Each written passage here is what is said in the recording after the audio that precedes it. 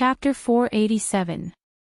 Due to the interference of a strong magnetic field, the transmission rate of the psychic wave network in the target area has dropped by 4 points. 3 fulcrum points have been temporarily disconnected. They are in the direction of the energy center. Guild leader, we expect the interference rate to drop below 20%. The SCA requests that the power center temporarily disconnect from the network. 4 of the rescue team's fulcrums have been disconnected. There are only 9 fulcrums left in the target area, which is close to the bottom line. The atmosphere in the maintenance team on the 13th floor of the Shanding building instantly became tense. The maintenance team had always been monitoring the battle situation in the communication building, and had always maintained the ability to intervene at any time. However, when a new wave of rats emerged from the energy center, the monitoring remained the same, but the expected ability to intervene quickly dropped. This kind of negative trend made the staff members involuntarily suck in a breath of cold air. The fulcrum of the psychic wave network was the ability user who used the Heir terminal. The existence of these people was the foundation of the psychic wave network. Currently, within the communications building of Division King, aside from Luo Nan's group of 5, there were 4 support personnel on the helipad. There was also a 3-man combat squad that was temporarily mobilized in the energy center. There was also a 4-man rescue squad that was heading to the passageway to rescue the injured. After the new wave of rats appeared, the combat team in the energy center and the medical team in the middle of the freight corridor were not attacked, but their Heir terminals were disconnected from the psychic wave network. This is anti-interference. I feel like I'm being targeted. Gao Meng's expression was solemn as he stared at the central projector without blinking. On the other hand, Ouyang Qin had just finished the last stroke on the shared intelligence map. It could be seen that the marks were distributed in a circular pattern, shrinking layer by layer, from the original 200 meters to the current 100 meters area. Gao Meng's expression turned even uglier when he saw the trajectory map. Luo Nan and Cat Eyes have covered this area with their all-encompassing senses, but they still haven't discovered anything. Ouyang, this is no longer a situation they can handle. Gao Meng, the other staff members, and even Luo Nan's group at Kuwang's communications building were able to grasp the whereabouts of the biker gang by relying on the trajectory Ouyang Chen had drawn.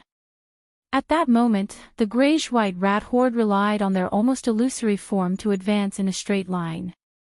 They approached from the energy center all the way to the periphery of the cargo corridor.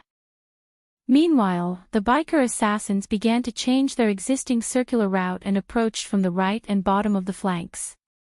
The biker gang should also know that their whereabouts have been exposed, but so what? He Yuan, God, and Si Guishing turned to face the enemy and activated their long-range weapons. Among them, the most powerful one was the portable electromagnetic cannon.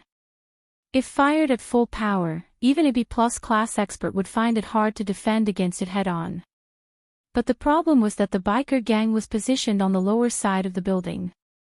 The middle floor and walls were filled with obstacles, making it completely unsuitable for the electromagnetic cannon to unleash its power. As for the maintenance team, with Gao Meng's insight and the results of the psychic wave network's detection, he could roughly tell that the enemy's electric rat army explosion technique did not increase the number of rats, but rather the upper limit of the biker assassin. The rat tide, which was in between reality and illusion, was like a gigantic solar panel that absorbed energy from the void without end. Then, it transformed the energy into energy through miraculous means. The increase in its lethality was not obvious yet, but its effect on the psychic wave network was immediate. Gao Meng couldn't help but feel a little annoyed. Interfering with the surrounding environment and forming a domain. That's F*King crazy. With this kind of operation, an extraordinary assassin can jump out at any time. People like us might as well just go lie dead. Under such a pressing situation, Ouyang Chen's reply was somewhat off-topic. I actually thought of Mo Luan. The assassin's body weight has dropped by 14 kilograms in 10 seconds, and the rate of decline is still increasing. Currently, his body fluid content is less than 40%, and his blood is almost completely empty. There are already problems with the normal operation of his body, but he's using an irreversible energy transformation method to avoid it and increase his efficiency. What comes next is definitely an explosive attack, and only one attack. Oh, Mo Luan's black soul body. Yes, if we had this kind of technology, perhaps Mo Luan would still be able to continue living, although it would be more difficult. Gao Meng rolled his eyes. Come on, if word of this gets out, you'll be the chief supporter of the clone technology. Is now the time to say such things? Ouyang Qin laughed. Times change, generations change. Our old friend is gone. We were born as humans, so we have to feel a little nostalgic. Everyone, return to your positions and follow the usual practice. Although there is interference, we also have the relevant contingency plan. The standard cannot be lowered, and we strive to raise the interference rate to above 25%. Although the situation was getting more and more urgent, Ouyang Chen's calmness still gave the maintenance team absolute confidence. The people who had gathered earlier dispersed and returned to their respective positions. An experimental assistant suddenly felt that his side was a little crowded. He turned his head and saw a familiar face. Hey, Charlie, you've... Before his thoughts were completely clear, the central hub of the psychic wave network had already entered a full standby state. The relevant load was greatly increased, and the interference model was extracted from the relevant contingency plan and handed over to Ouyang Qin for final confirmation. Ouyang Qin stood in front of the central projector and pondered for a moment. He manually modified a few parameters, and after verifying it with the supercomputer, he began to load it. The entire process took about 3 seconds. At this time, the biker gang had already entered the 70-meter zone. What do you want to do? At this time, Gaudis saw Ouyang Chen's plan and raised his eyebrows. Logic world. This is still the safest. That's true. Gao Meng's expression became much better. The logic world mode was a new transformation of the psychic wave network.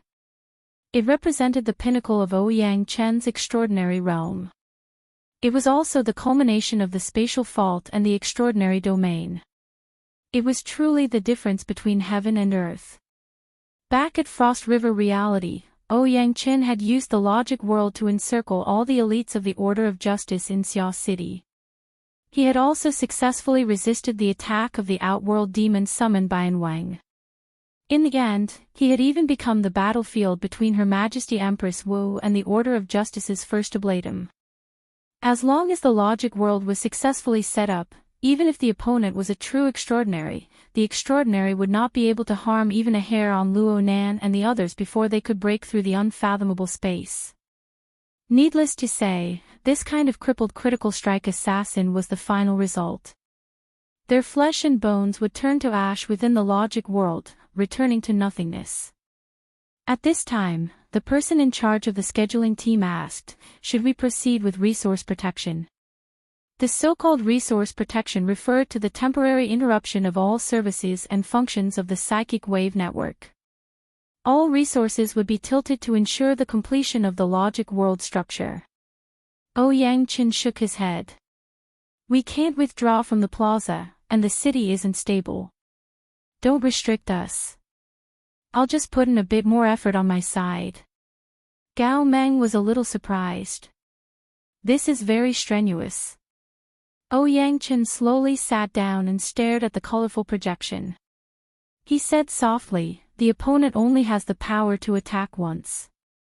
Whether he succeeds or not, he will die. Time is short, so the most important thing is to grasp the timing. It doesn't matter if it consumes energy or not. You're right. It couldn't be that his research addiction was acting up and he was trying to figure out the essence of the enemy, right? Just as he was thinking, he received a new situation.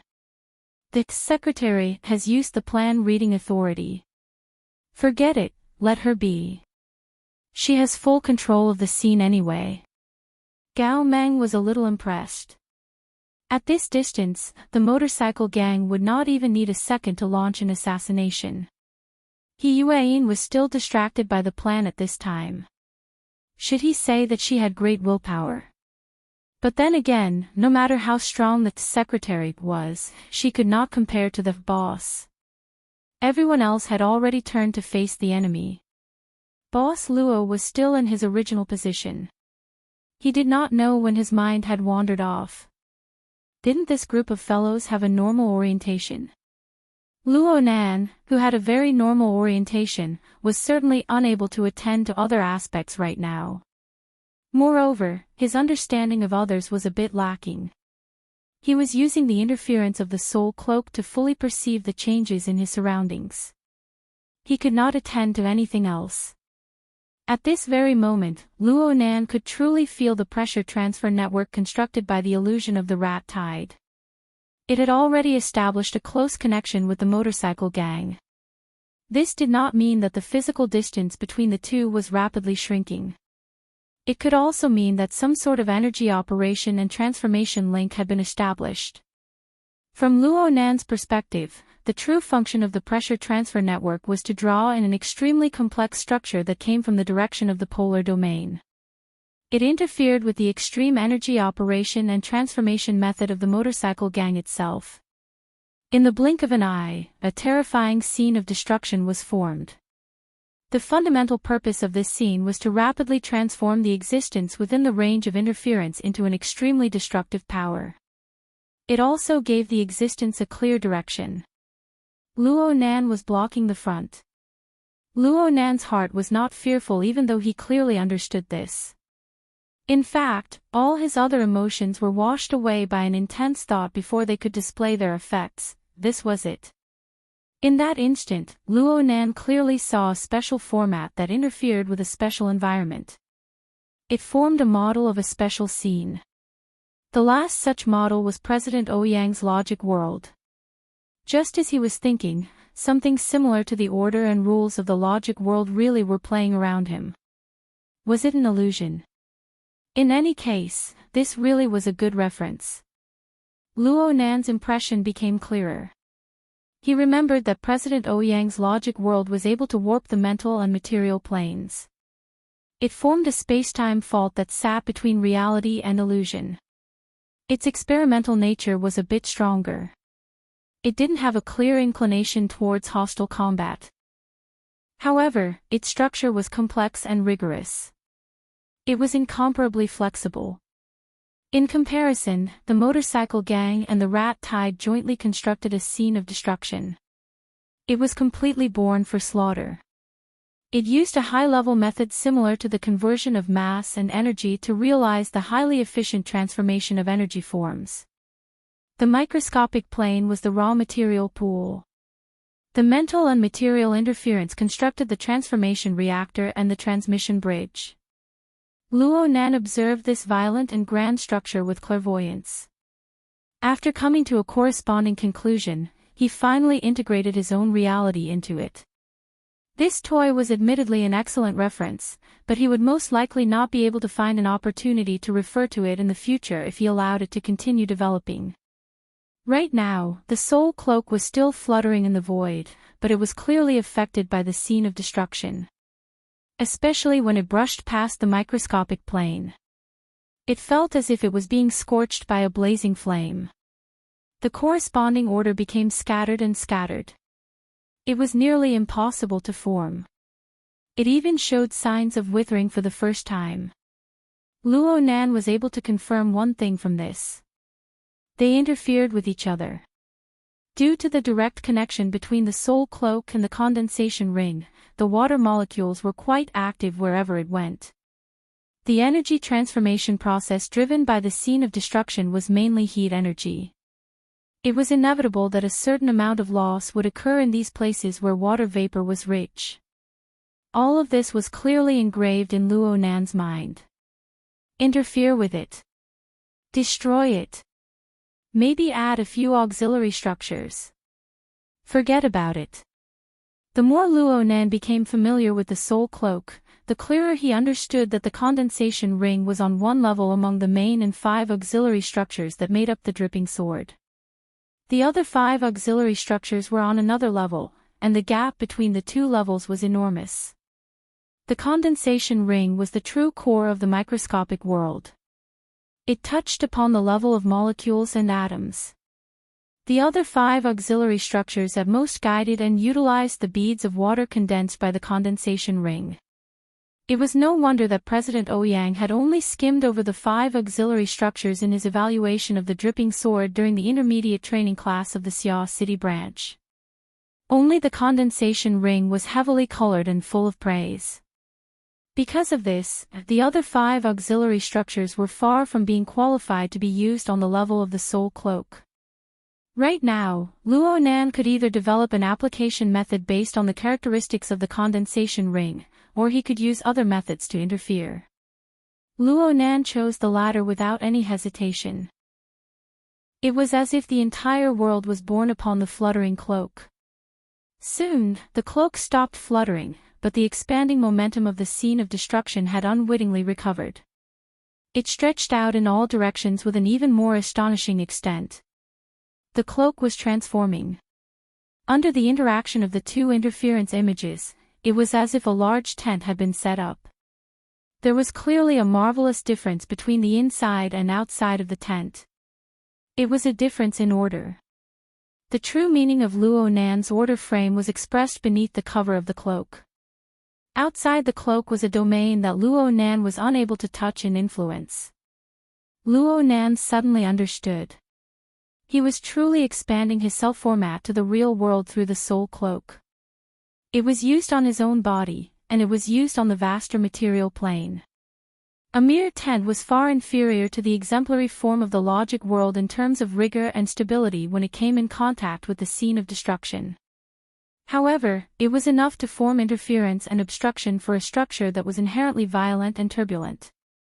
The water molecules gathered by the soul cloak converged at an even higher efficiency under the law and order of the visualization diagram in the short span of a single breath. They constructed a simple yet relatively complete defensive line. A long ripping sound rang out from within the building with a radius of 300 meters at practically the same time. On the visible, conventional plane, a large expanse of smoke and mist rose. But in the microscopic world, it looked more like a pot of half-cooked porridge spilled all over the ground. As for the more profound plane of the polar domain, the formation of rules that descended down collided with Luo Nan's expanded visualization diagram. In that instant, the efficiency of interference with the material plane was cut by at least half. The desolate cavity went astray for a time, becoming completely unrecognizable. The problem was that the power of the scene of destruction was still extremely powerful. The desolate cavity only went astray for a short period of time. The strength of the soul cloak wasn't enough to truly withstand the impact when the energy it transformed was instinctively stimulated. The microscopic world surged once more in the blink of an eye, and the tent's defensive line was immediately smashed to pieces. The impact of the backlash was directed straight at Luo Nan's brain, straight at the core structure of the external neuron. Boom! The oppressive sound wave manifested in the conventional region. The backlash of the scene of destruction didn't directly blast Luo Nan's brain to pieces. Instead, it smashed into an even vaster interference scene. This brand new scene possessed a vast space and leeway to interfere with and buffer the flow of energy within the scene of destruction. It was like pouring large amounts of ice water into a reactor. Or perhaps it should be said the other way around. It was like throwing the reactor into the vast and ice-cold deep sea. It used highly efficient condensation of water molecules as the material foundation. It caused an even greater amount of water vapor to pervade the air as it collided with the scene of destruction. Its astonishingly high heat capacity was no different from a wall of size for a method of energy transformation that used heat as its main component. Yes, Luo Nan's vast and majestic soul strength truly had the space to display itself with the soul cloak's conduction. In this moment, he practically moved the entire majestic iceberg ocean of his god gear down. It formed interference with the water molecules on the material plane, creating a scene of the deep sea. Of course, the deep sea diagram could also transform into a cloak.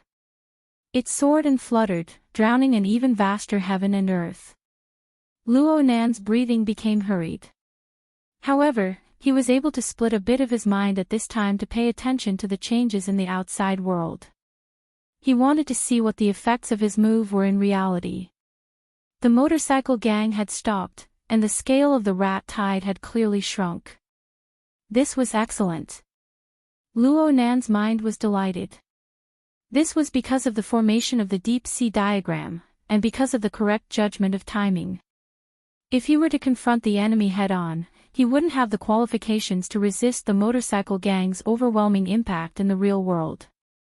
And if he were to completely engage in a mental clash, the enemy could evade it. Only by placing the battlefield on the interference scene that was half real and half illusory, blocking the connection point of the enemy's mental and material interactions, effectively disrupting the flow of the enemy's operations. Only then would he be able to obtain such impressive results. Next. Information flowed like water in the mission channel. In summary, President Ouyang had used the logic world to interfere from a distance, destroying the enemy's critical strike domain. Right now, the two sides were still in a stalemate. The staff members of the Psychic Wave Network maintenance team didn't have Luo Nan's complicated mental state. They had incomparable confidence in Ouyang Qin. So when they confirmed the scene of the rat tide's phantom distorting and collapsing on the monitoring screen, they relaxed one by one, even though the stalemate data was still quite low. At this time, a certain lab assistant picked up the thread of thought that had been severed. "Charlie, why are you here?" "The maintenance team." "You don't need to worry about that side." Charlie smiled as he turned to look at the control panel. The straight-line distance between here and that side was only 12 meters, and there were practically no obstructions. Right now, Gao Meng was standing in front of the control panel, overseeing the overall situation in Ouyang Chen's place. As for Ouyang Chen himself, most of his mind was submerged into the psychic wave network. He was engaged in a domain interference confrontation with the powerful enemy several dozen kilometers away. An ideal opportunity. Charlie was like a normal patrolling staff member. He carried his toolbox and left the place where he had just been residing. He lowered his head slightly and approached the control panel without batting an eyelid. He had only taken 2 steps when the lab assistant behind him thought of something. He exerted force with his feet and used the usual swivel chair sliding technique of a technical geek. The man and the chair slid to Charlie's side. "Oh right, Charlie. You just so happen to be here. Can you help me take a look?" Holy crap. The eyes of the lab assistant nearly popped out. In just 2 steps, Charlie's relatively familiar face had already warped and shriveled. It was shriveled and dehydrated. The insides of his eyes had completely collapsed into 2 empty holes. Most of his bodily fluids had evaporated and transformed, forming a seemingly substantial red light that shuttled back and forth within the empty holes of his facial features. This scene was far too horrifying. The lab assistant's bottom line of mental endurance was instantly broken under the close proximity of Charlie. He let out a blood-curdling shriek and tumbled to the ground along with his chair. He nearly fainted from the fall. Charlie had no interest in the lab assistant who was screaming and groaning miserably by his feet. He bent his body slightly and suddenly exerted force. He charged in a straight line toward the control panel that was only 10 meters away. A sharp alarm rang out. The sudden appearance of an abnormal energy reaction in the core area had activated the laboratory's defense system. At this moment, Gao Meng, who was overseeing the entire situation in front of the control panel, shifted his gaze over and coincidentally met with the shriveled and withered face. The distance between them was already less than 5 meters. Gao Meng's pupils shrank slightly when he first saw an enemy with this appearance. However, his reaction was also extremely fast. Without moving his limbs, he only used his soul energy to stimulate the Heir terminal and instantly activated emergency safety mode. The sound of an electric current rang out. A dark blue electric net instantly spread out around the control panel. Under the effect of a strong magnetic field, the high-voltage electric current formed a ring-shaped defense circle, isolating the inside from the outside. Even a rank B powerhouse would have to be prepared to turn into charcoal if they directly charged over. Chapter 488. Oh no! The next moment, the numbness from the ionization in the air disappeared. A huge gap appeared in the center of the electric net defense circle. The electric potential difference caused a high voltage to break through the air, forming a dazzling electric arc that bombarded the intruder's body. It was also at this moment that Gao Meng clearly saw the withered face revealing a satisfied smile. The intruder's body suddenly burst into flames, but the flames were a demonic dark red. In this strangely restrained and restrained flame, the figure's body instantly turned into ashes from the shoulder down, but the head and face remained intact. The red light from the facial orifices was so bright that it made one's scalp go numb. Gao Meng saw the red light shooting out from the withered head's eye sockets, brushing past his shoulder and heading straight for Ouyang Qin, who was still in a meditative state. His scalp was about to explode. For rays of clear light rushed out from his body and formed a defensive barrier. He had indeed intercepted it, but the feeling of contact between the two parties made his heart sink. The seemingly fierce red light was almost like nothingness when touched. It had no impact at all. Gao Meng tried his best to detect the real situation. With his B-rank psychic ability, he could vaguely feel that there seemed to be a buzzing sound at a deeper level of interference from the red light. It was as if a giant crossbow had been set up with its tendons stretched open, accumulating an immeasurable amount of power and aiming in Ouyang Chen's direction. The clear light barrier formed by Gao Meng's talismans not only did not obstruct the opponent, but it was like a ruler that helped the opponent to adjust his position in the depths of the void until he fired. At this moment, Gao Meng's mind was blank. He only felt that the clear light barrier he had set up was like 4 layers of thin gauze clouds that were instantly blown away without a trace. There was only an extremely tyrannical pure power that tore through the void and penetrated straight down.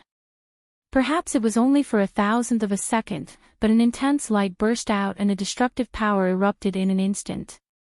The sound of the explosion was like thunder, and the structure of the building where it was also collapsed. Gao Meng let out a muffled groan as his body was blown away by the impact of the storm. Along the way, he collided with many tables and chairs in the air. More than 100 protective talismans spontaneously ignited, but the sky was still dark, and he did not know where he was going. In the end, Gao Meng fell on the ruins of a console, bricks, and rebars. His whole body was in pain, and his ears were still ringing. He had lost his sense of balance. What was even more tragic was that his soul power was forcibly pushed out of the abyss by the powerful impact. Gao Meng felt a deep chill when he thought of this. At this time, Ouyang Chen's analysis of the shadow had come to an end. He changed his method and suddenly asked, "Who are you?" Gao Meng was slightly startled.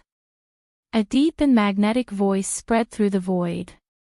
A lucky explorer, a clumsy researcher, but also a qualified businessman. One could see that even though the withered head was only an outline under Ouyang Chen's analysis, it still made a clear and sinister smile. It was a stark contrast to the pure and deep voice that possessed an extremely professional style. It was this floating head in the shadow that became the medium for both parties to communicate. "My career has just started. I need to find a few investors to share the risks. I came uninvited today to recommend myself. I hope President Ouyang doesn't mind." Ouyang Chen calmly responded, "I mind very much." "Then I'm really sorry. I admit that today's exchange was a bit impromptu, but we can try to make it a real demonstration. President Ouyang is a veteran extraordinary. You have exceptional insight.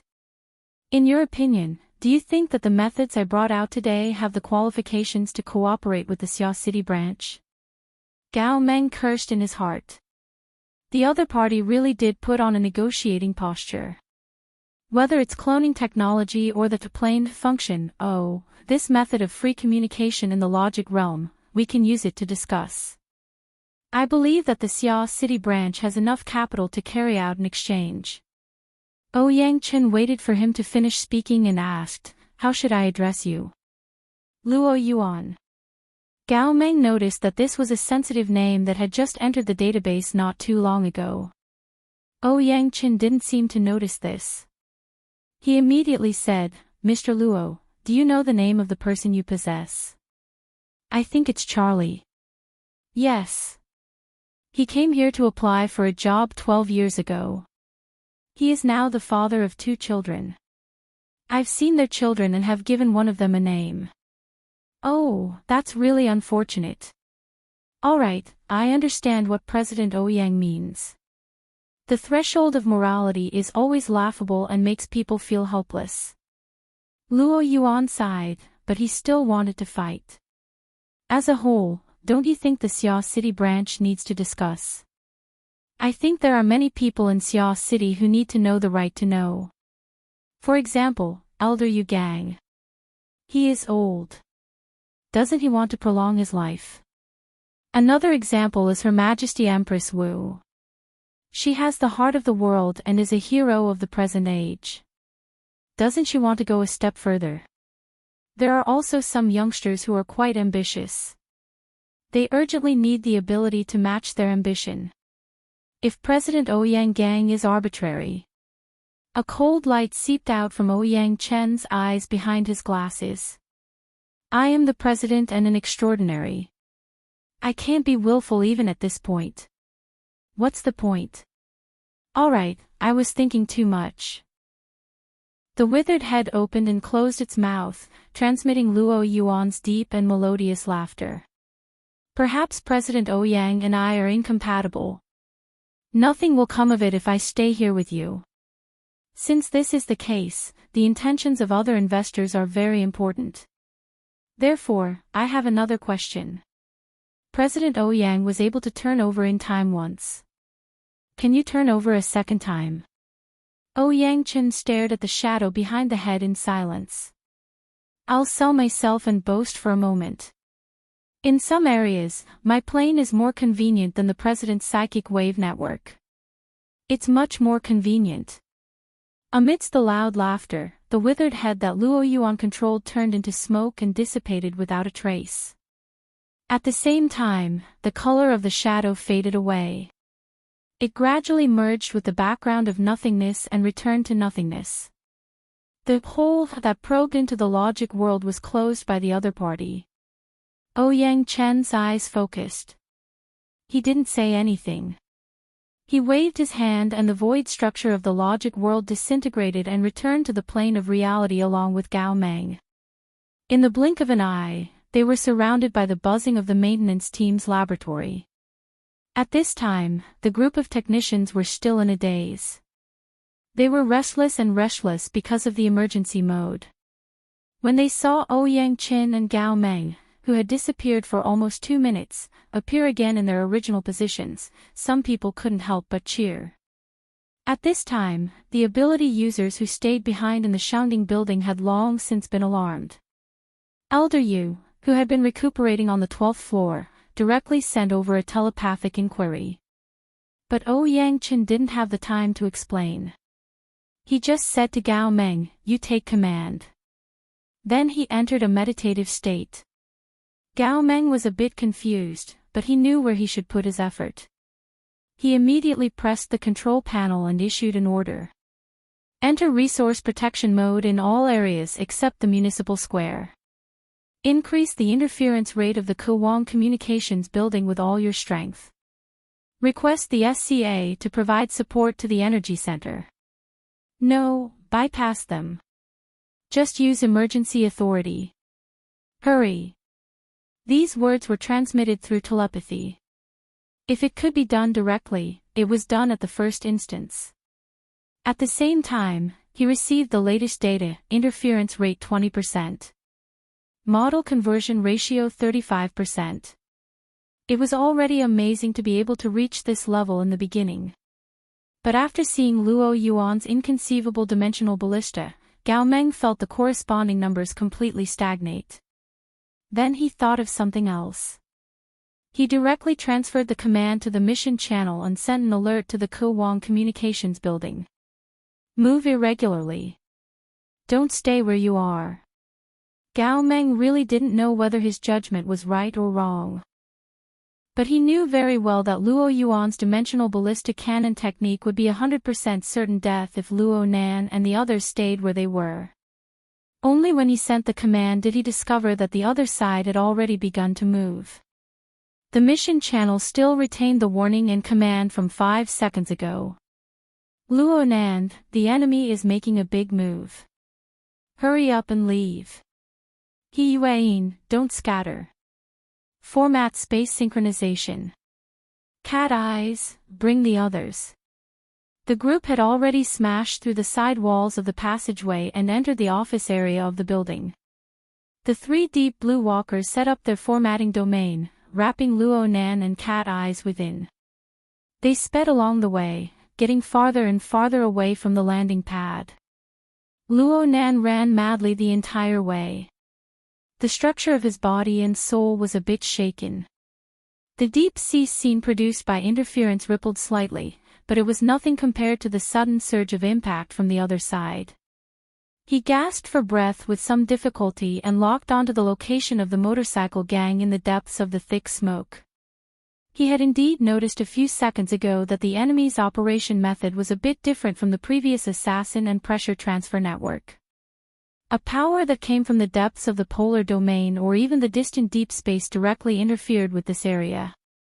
The motorcycle gang, who was previously an assassin, was now more like a ruler, a tool to lock onto and aim. However, Luo Nan's deep sea interference scene continued to work, causing this area to become a relatively unfriendly area.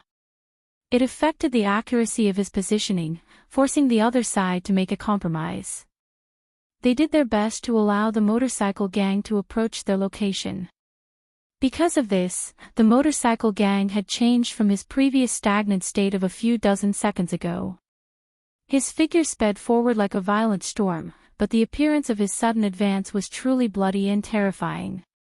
With every step he took, from the bottom to the top, including his legs, torso, and head, a part of his body would explode into a bloody mist.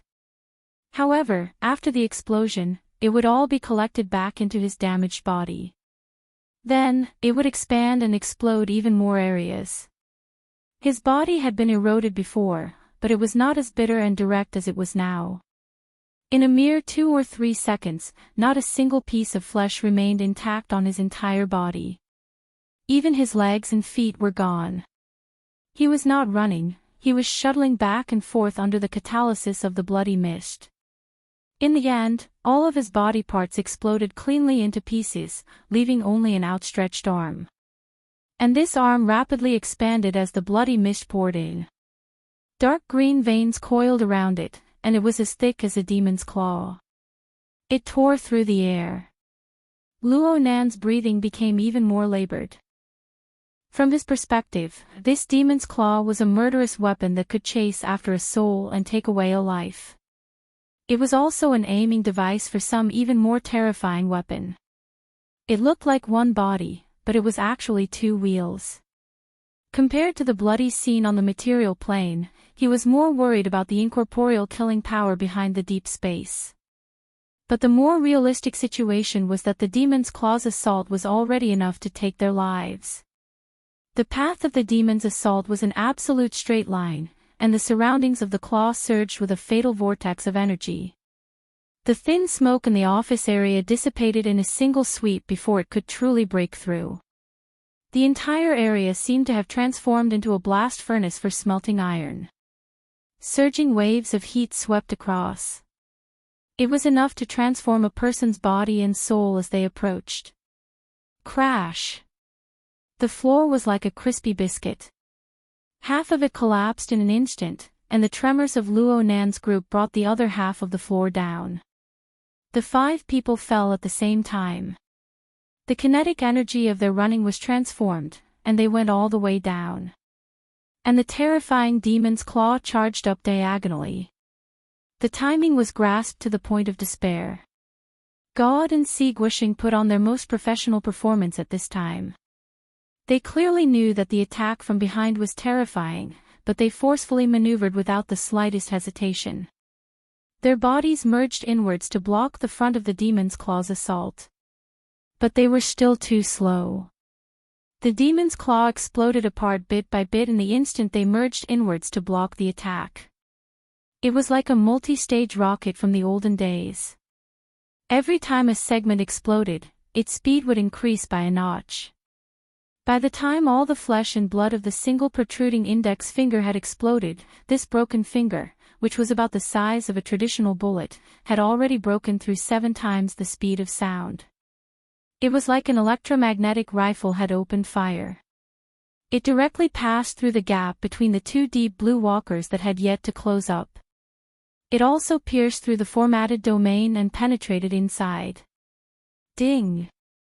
An arc of light suddenly flashed, revealing an inconceivable trajectory. It accurately blocked the path of the broken finger, and then powerful kinetic energy instantly transformed into an ear-piercing sonic boom. A terrifying storm was brewing on the microscopic plane, connecting with the source of power in the distant deep space. Luo Nan utilized this power to the limit. Even if there were only milligrams of flesh and blood nearby, the power would burst forth, enough to grind them into dust. Luo Nan spared no effort to increase the structural strength of the interference scene. He strove to destroy the connection, and he did indeed achieve some results. Deep Space's fatal arrow didn't shoot at the first moment because the bowstring was affected by the effects of the deep sea map.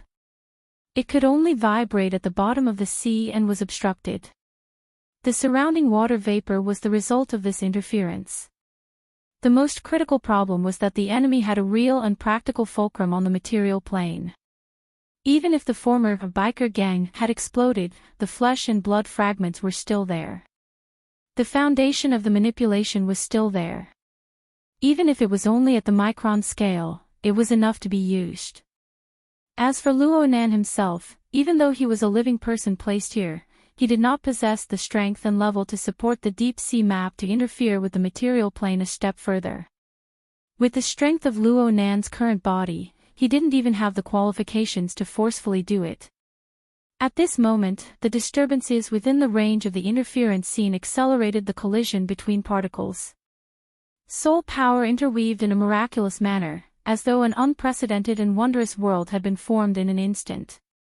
However, purely using soul power to interfere with the material world was only a basic framework, dividing out a bit of space within the inherent structure of the world. This space was unstable, and he needed to pour more power into it. Something had to be added to the balance between nothingness and reality. Something had to be added to make this world of nothingness tilt towards the material plane. Who should I fill? At this moment, his closed system arranged all the elements in front of him and began to deduce them layer by layer. His thoughts might have spun thousands of times, or it might have been a flash of inspiration that really allowed him to find a bargaining chip that he could either put in or abandon. The external neuron trembled. At the core of the condensation ring, an even finer and more intricate structure was formed. It guided the soul energy and interfered with the image of the deep sea. Luo Nan's mind went blank. Most of his accumulated soul strength was instantly sucked out and coiled in the void. It formed a new structure, erected in the middle of 2 distant voids. A marvelous door opened, blowing misty clouds into the 2 unfathomable worlds of the void. One was the cloud world. The other was the image of the deep sea produced by the interference. Only the 2 had nothing to do with the real world. In the next second, an enormous hairy arm stretched out from the spatial door. Each arm was over 2 meters long, and it made a standard posture of cross defense. Such an enormous being could not be more striking, even in the depths of the mist. However, the others were completely unaware of this, including He, who was carrying Luo Nan as she ran. This was because Luo Nan pulled apart the distance between him and the surrounding people the instant the spatial passageway was erected. Perhaps it was due to the difference in dimensions. In any case, the independent space, which was abnormally active with water molecules, was truly supported. It was faintly discernible, faintly distant, faintly illusory. In the previous instant, the fatal arrow had been launched, casting the shadow of a certain world down. However, the process from the moment it was launched to the moment it landed had already become a mote. The mush-mouth ape Yuan Yi's enormous arm instantly combusted in the region where water molecules were abundant. Perhaps it turned into ashes, or perhaps some charcoal remained. It let out a pained roar, but this roar only exploded in the cloud world. Even though a bit of the aftermath seeped in occasionally, it merely reverberated within the water world Luo Nan had created. It was annihilated without a trace. However, the world constructed from the deep sea map shook intensely at this time. It began to collapse layer by layer. The hurricane of impact blew over, causing Luo Nan to suddenly understand. No matter what kind of space it was, he was the center of the world. It would be fine if the impact force was consumed, but if there was any left over, he would be the first to bear the brunt. Did he get himself trapped? However, Sister Yuan and the others should be much better off. Before he could finish his thought, the interference components attached to his skin-tight protective suit heated up. A familiar sense of order expanded from his body, rapidly spreading outwards. The logic world. In an instant, the deep sea map, the enemy's fatal domain, the logic world, and the cloud world, which projected a bit of a shadow, twisted into a ball.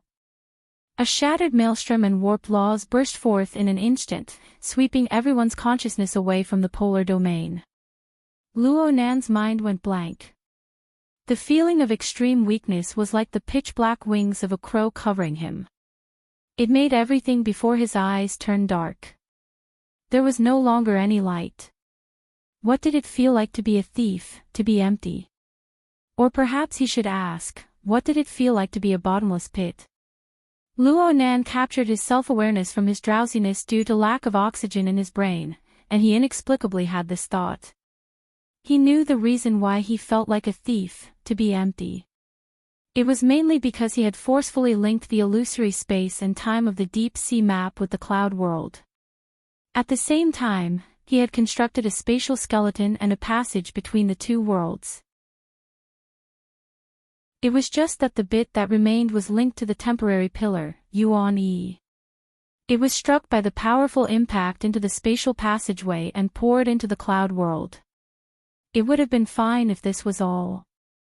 With its incomplete structure, it would naturally collapse without the support of sufficient interference power. But perhaps Yuan Yi's pillar was remarkable, or perhaps the effects of the soul cloak were special, or perhaps the cloud world was a region rich in water molecules. Of course, there were other reasons as well. In any case, the deep sea scene, this special soul cloak, gradually recovered and became complete during this time when Luo Nan's mental strength was exhausted. Moreover, it continued to drift in the cloud world, spreading layer by layer. Right now, Luo Nan's first impression of the deep sea scene was that it was large. It was inconceivably large. For a time, he was actually unable to calculate just how wide of a region this special soul cloak covered after drifting and spreading over this period of time. He only knew that the range of his mental senses, which he was once so proud of, was like a temporary shack when compared to this vast region. It was similar to the enormous metropolis of Xia City. He just wanted to use the range of his senses as a standard unit of measurement, but this unit was so small that it was meaningless. In this way, the source of the bottomless pit was revealed. Even though Luo Nan's accumulated soul strength was like a vast ocean of glaciers under the soul cloak mode, it was still insufficient for him to scatter it over such a vast cloud world and sufficiently interfere. Looking at it from a different angle, Luo Nan had yet to be sucked dry under such a terrifying momentum of expansion. This made Luo Nan look at Luo Nan with a whole new level of respect for his closed-system large production line. At this very moment, the soul cloak was pulling Luo Nan's consciousness to wander within the boundless and boundless layers of clouds. An interference scene of this scale could truly be described as grand and spectacular. Luo Nan really was excited for a period of time, but his thoughts changed once his initial mood passed. It seemed to be meaningless. Luo Nan felt that this was very inconceivable. His interference scene and the corresponding range of his senses had already expanded to this degree, but he was still unable to discover the edge of this cloud world. He was unable to discover the corresponding source of the bloody light reflected and flowing between the clouds. This world seemed to be practically the same up, down, left, and right. Or perhaps it was an infinite reproduction of a limited picture. There were practically no changes in this world other than the mush-mouth apes that flew and wandered about. Luo Nan was finally convinced that this was a maze world constructed from the light of blood, energy, and clouds. The Wraith sign seized the opportunity to expand the scope of its devouring and absorption, finally breaking the balance.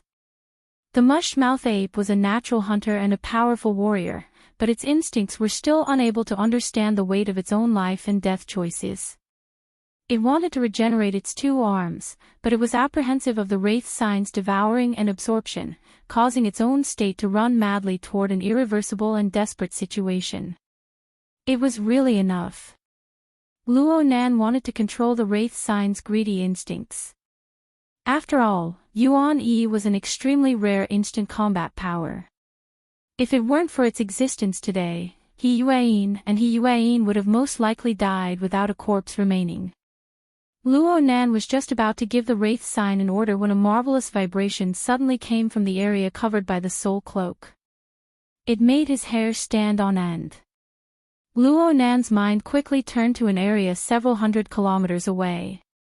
A thunderclap rang out from the depths of the hazy clouds.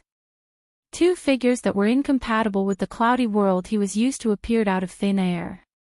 One of them was a bit familiar. She was wrapped in a layer of muslin clothing. Her figure was graceful, but it was illusory and unreal. Her hair hung down like a waterfall of green light, half concealing her figure. She was covered in a layer of cloud energy, drifting back and forth. She was simply the best spokesperson for the cold ghost. This was Snake Tongue. Luo Nan's heart fiercely thumped a few times after confirming the identity of the newcomer. He nearly charged over. Luckily, he remembered that there was another fellow by Snake Tongue's side. This person also appeared in the form of a soul body.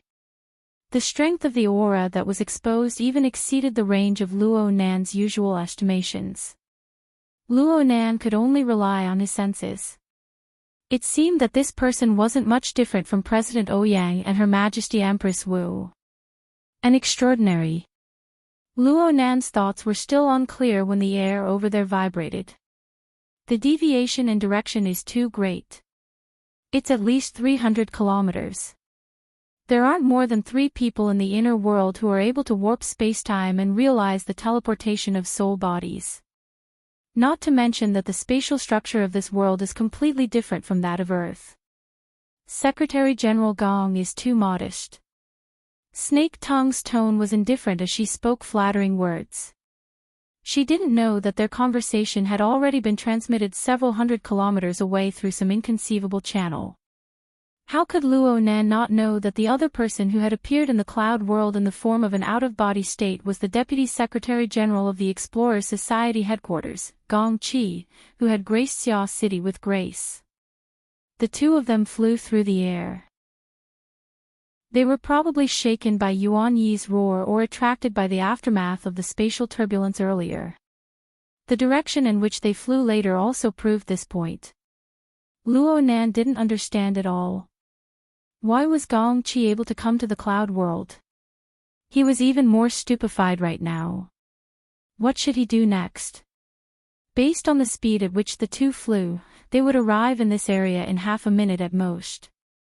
Luo Nan's consciousness could return to the real world, But what about Yuan Yi and the wraith sign on Yuan Yi's body? Even if Yuan Yi fled with all his might, he might not be able to escape the pursuit of an extraordinary like Gong Qi, let alone the fact that Yuan Yi was currently heavily injured. Luo Nan didn't believe that this sort of strange situation could be hidden from Gong Qi's eyes. What to do? What to do? What to do? Luo Nan's mind suddenly stirred when he was at his wit's end. The wraith sign's cheerful cry was like a hurricane that swept past. Yuan Yi's body structure finally collapsed after a long period of pointless struggle. His enormous body suddenly collapsed, transforming into a dense mass of bloody light. The wraith sign at the center of his body swallowed it cleanly. With the wraith sign's own ability, it shouldn't have been able to devour it cleanly and quickly. However, there was something else within the wraith sign that revealed its extraordinary power. The Blood Soul Temple. The Blood Flame Order viewed the Blood Soul Temple as their foundation, but a freak combination of factors formed a symbiotic relationship with the wraith sign. The Blood Soul Temple suddenly stole the show, working hand in glove with the wraith sign to display a powerful diversion ability. From Yuan Yi's perspective, nothing was more tragic than a bottomless pit turning into two. This was the final straw that broke the camel's back. In the blink of an eye, the enormous essence energy that came from Yuan Yi was divided and consumed by the wraith sign and the Blood Soul Temple. The power was like a whale sucking in water. In the blink of an eye, not a single drop was left. Luo Nan had just obtained his immediate combat power, but it collapsed and dissolved like this. Not even a drop of blood existed. However, Luo Nan didn't have the time to lament at this critical juncture. Instead, he felt deeply fortunate. He immediately called out to the wraith sign, telling this damnable thing to quickly scram. Compared to the obvious target of the mush-mouth ape, the human-faced arachnid that wandered on the mental plane escaped far too easily. It fled into the depths of the polar domain in the blink of an eye, leaving no traces behind. Gong Qi and Snake Tongue rushed to the scene a dozen seconds later. All they saw was the scattered wisps of cloud energy and the remnants of the mush-mouth ape's essence energy that flooded the cloud world. Aside from this, there were no other traces that could be traced. In the real world, on the bed of a suite in the Shangding building, Luo Nan opened his eyes and stared straight at the ceiling. The joy of escaping with his life had already been erased. All that was left was the deep silence and restlessness of the bottom of a trench. Was he lucky? Lucky my ass. Gong Qi and Snake Tongue. His cloud world, the mystical place that his mother had used inconceivable methods to guide him to, had actually been invaded by these two. They had wantonly searched, polluting the purity of that place. They might even have destroyed the clues his mother had left behind. He could not allow it. He absolutely could not allow it. Under the effect of Luo Nan's emotions, the sealed system's large production line trembled. Cat Eyes, who had a closer relationship with him, sensed the abnormality and took the initiative to contact him. What's wrong? Luo Nan didn't respond. He didn't know how to respond. He just continued to struggle with himself. Even if he loathed and hated, reality was right there. Disregarding Snake Tongue, Gong Qi, who had somehow entered the cloud world, was a genuine extraordinary. His strength was robust beyond compare. With Luo Nan's ability, how should he deal with him? How should he expel or even exterminate him? Reason and emotions clashed. Restlessness and depression twisted together. It consumed nearly all of Luo Nan's mental strength. He could only search the system over and over again for the power that could be used. He made deductions in hopes of finding a way to deal with it. Luo Nan had experienced this sort of situation before when he had to deal with the dimensional crossbow. But he had to pay attention to this. Even if the formidable strength of an extraordinary lay before him, defending against it and exterminating it were two completely different concepts. His deductions reached a dead end time and time again. Then he had to start all over again. The sealed system was clearly a bit overheated, so much so that every member within felt a heavy pressure. Moreover, it accumulated layer upon layer, showing no signs of abating. When this pressure accumulated to a certain degree, the star river scene embedded between reality and illusion underwent subtle yet general distortions and deformations. Cat Eyes could not help but transmit once more, "What the hell are you doing?" Luo Nan was disturbed. He had just furrowed his brows when a peculiar reaction cut in from the side of the system. Before he could truly realize what was going on, he sensed a hustle and bustle in the passageway outside the door. It was quite noisy. At this time, reason slightly suppressed his emotions. He understood that the endless loop was not that easy to undo. He put on his clothes and got up after some thought. He opened the door and went out. He just so happened to bump into a staff member passing by the door. "What's going on?" "Oh, Boss Luo." The staff member recognized Luo Nan. He greeted him and said, "That young lady over there. She's the one you saved from the hands of Quantum Corporation. She went from a moderate coma to a light coma. In theory, she can wake up at any time." Luo Nan loosened his hand and responded with a bit of a daze, "Really?" Luo Nan's domain spanned an enormous amount, causing him to be unable to react for a time. But Luo Nan followed the staff member forward under the drive of some marvelous sensation. They arrived at the corridor outside the 12th floor's monitoring room. He looked at the girl on the bed through the enormous glass wall. The girl lay there quietly. Her breathing was steady. All sorts of equipment were disregarded. It was as if she was sleeping soundly every day.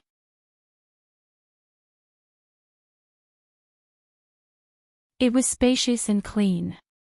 The car started, and Zhang Yingying moved closer to Luo Nan and whispered into his ear, "You've been quite familiar with Cat Eyes lately. You want to take advantage of her?" "Oh, I'm asking for advice." Luo Nan was very familiar with lying. Zhang Yingying sneered, "What advice?" "All-encompassing perception." She stuck out her tongue after speaking, apologizing to Cat Eyes. Cat Eyes didn't care at all. "I don't have all-encompassing perception, but long-range perception is quite decent. You know, I just learned the dripping sword. If I can use it to achieve long-range killing, then it will be more suitable for my path." "What do you mean I know?" "I don't know." Zhang Yingying curled her lips. "After pulling business for you, I practiced holding my breath at the bottom of the sea. In the end, as soon as I emerged, I heard that a certain someone provoked an extraordinary. He nearly blew up hundreds of thousands of people in the municipal plaza into the sky." Cat Eyes raised her injured arm from the front passenger seat. "Personal experience. Priceless advice." She was referring to the earlier part about the gates of hell. Luo Nan's face twitched, and he didn't utter a word. On the other side, Chinikuan couldn't help but speak up, "This matter doesn't have much to do with Mr. Luo. In the end, the enemy is just using Mr. Luo to draw attention. Their target is still President Ouyang. But even the president has times when he can't take care of everyone. When immortals fight, mortals suffer."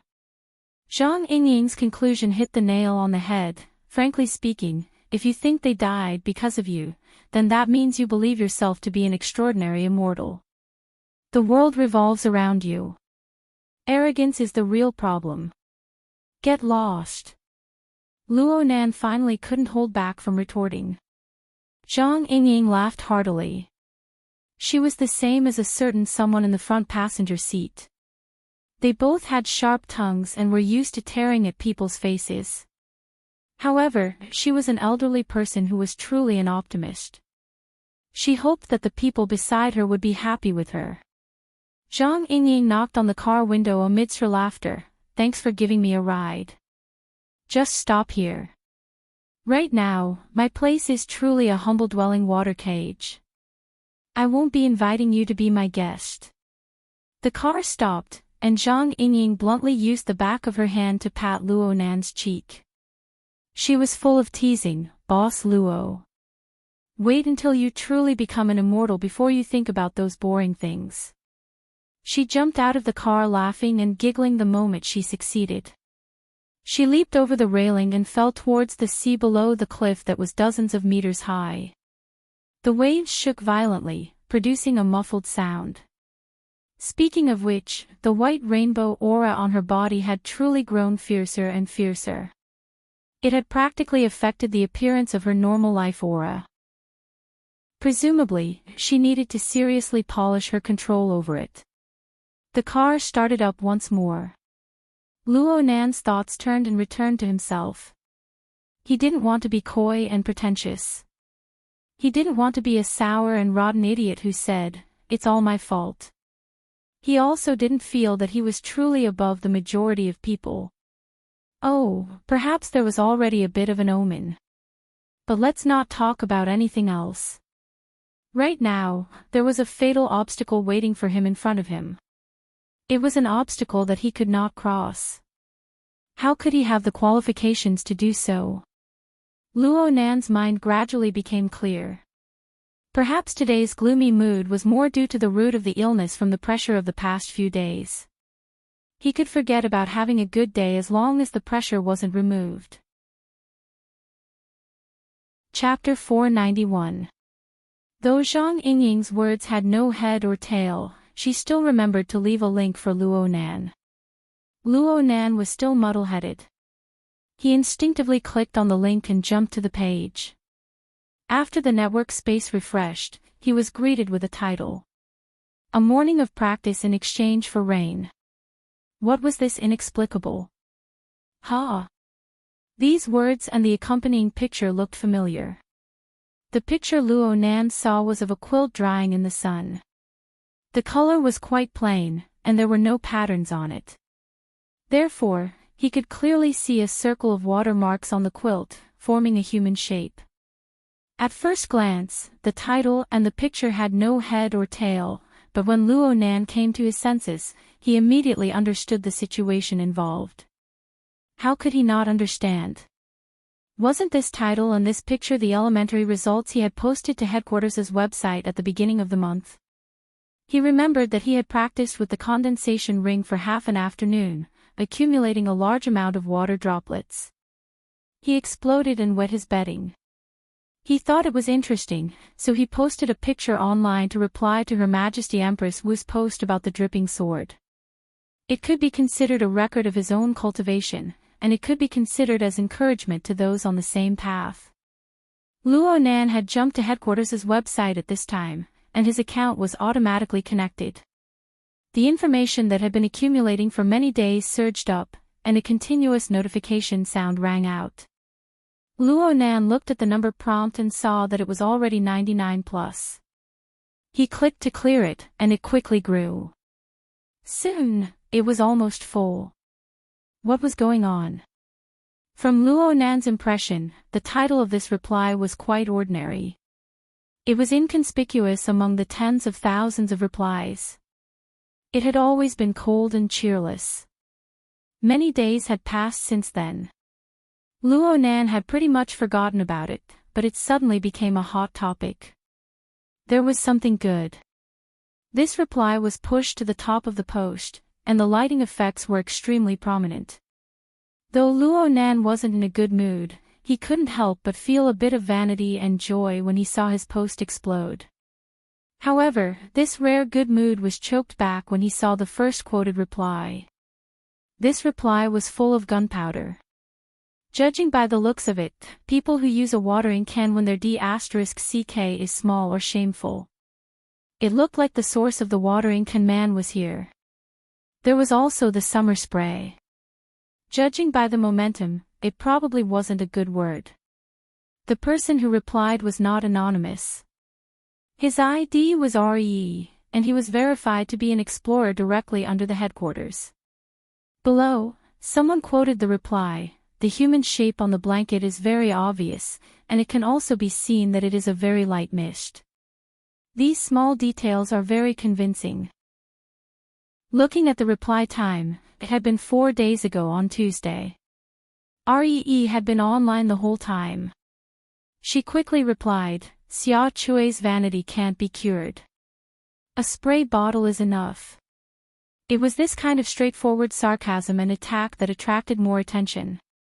From there, his popularity increased rapidly, and the frequency of replies increased as well. Someone spoke objectively with facts. I've just awakened, and the association certification is sea level. Tell me the number. I gave it a try just now. The complete water drop sword is too strenuous. The condensation ring alone is fine, but maintaining it is too difficult. The maximum number of condensation rings was 7, which was the level of bedwetting, and it was still at the level of a baby. Right now, the world is spinning, and the above is what I said with my eyes closed. Same, close your eyes and dictate. The limit is 12. Infants have passed, but not yet. Several consecutive experimental data didn't support Luonan. Moreover, there was even a data emperor who came out to ridicule him. He unleashed a barrage of attacks.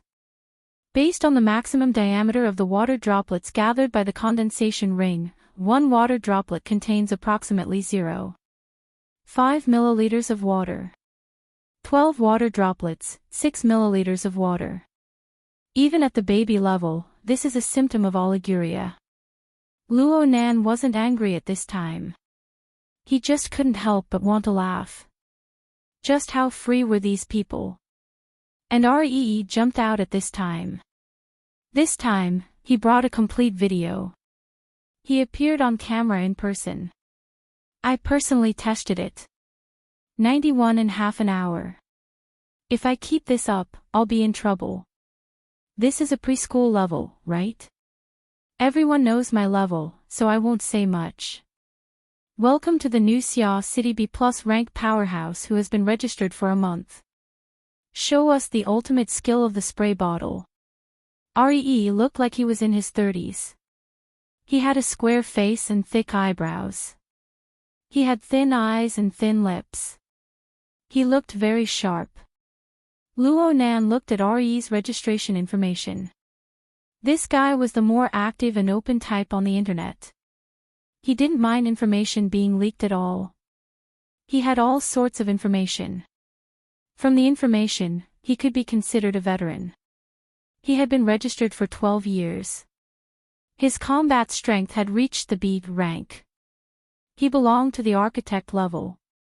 He could be considered a core power in the society. Not to mention anything else, he was able to simultaneously control 91 condensation rings and maintain their consumption. This was something that ordinary ability users couldn't do. He was worthy of the architect level. Replies and likes flowed in an endless stream below the video for a time. More and more people followed suit. It was impossible for this type of post to not be popular once it became a trend. The densely packed replies were mostly a stage for self-demonstration. Some of them increased the number of water droplets and announced their abilities. There were also some who showed off 1 or 2 droplets. Among them was an ID called Gao Tianmang. He gave Luonan an extremely deep impression.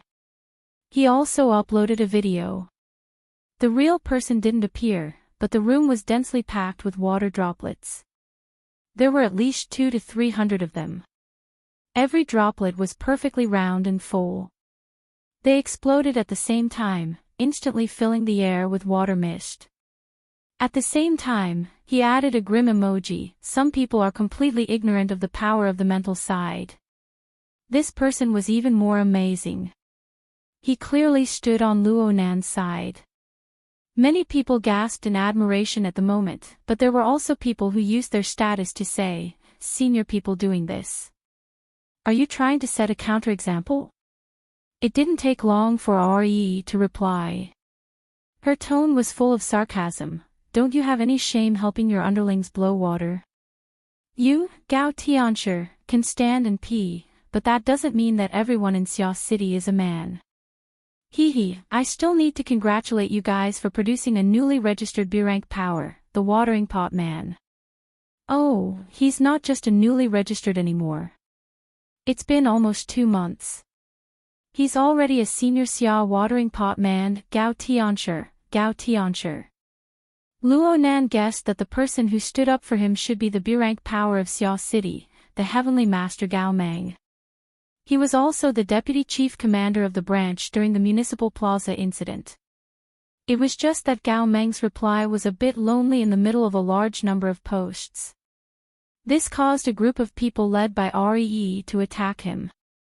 From this point on, the direction of the posts changed subtly. Some people used the Society's ability user level settings to classify the videos displayed over the past few days. From the Awaken to the Architect, from the C to the B+, they were roughly divided into 6 levels.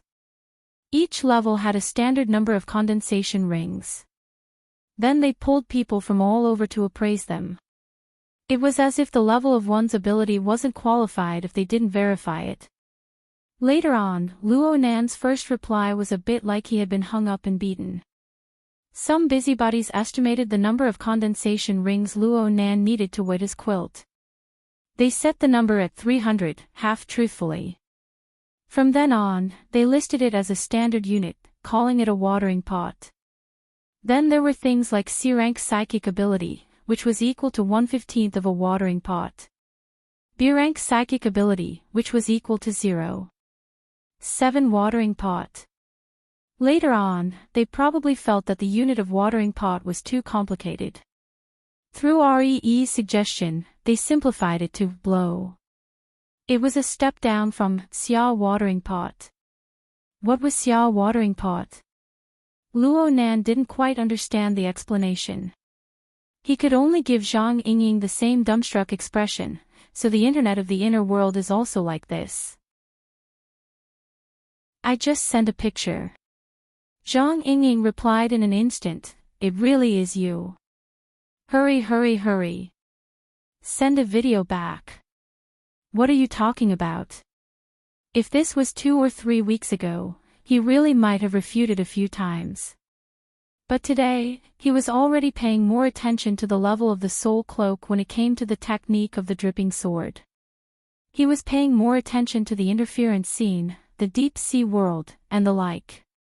He had long since lost the thought of simply stacking the numbers. What else was there to say to this group of people? If you don't want to go, then I'll go. These grandsons are too infuriating. Cat Eyes is here right now.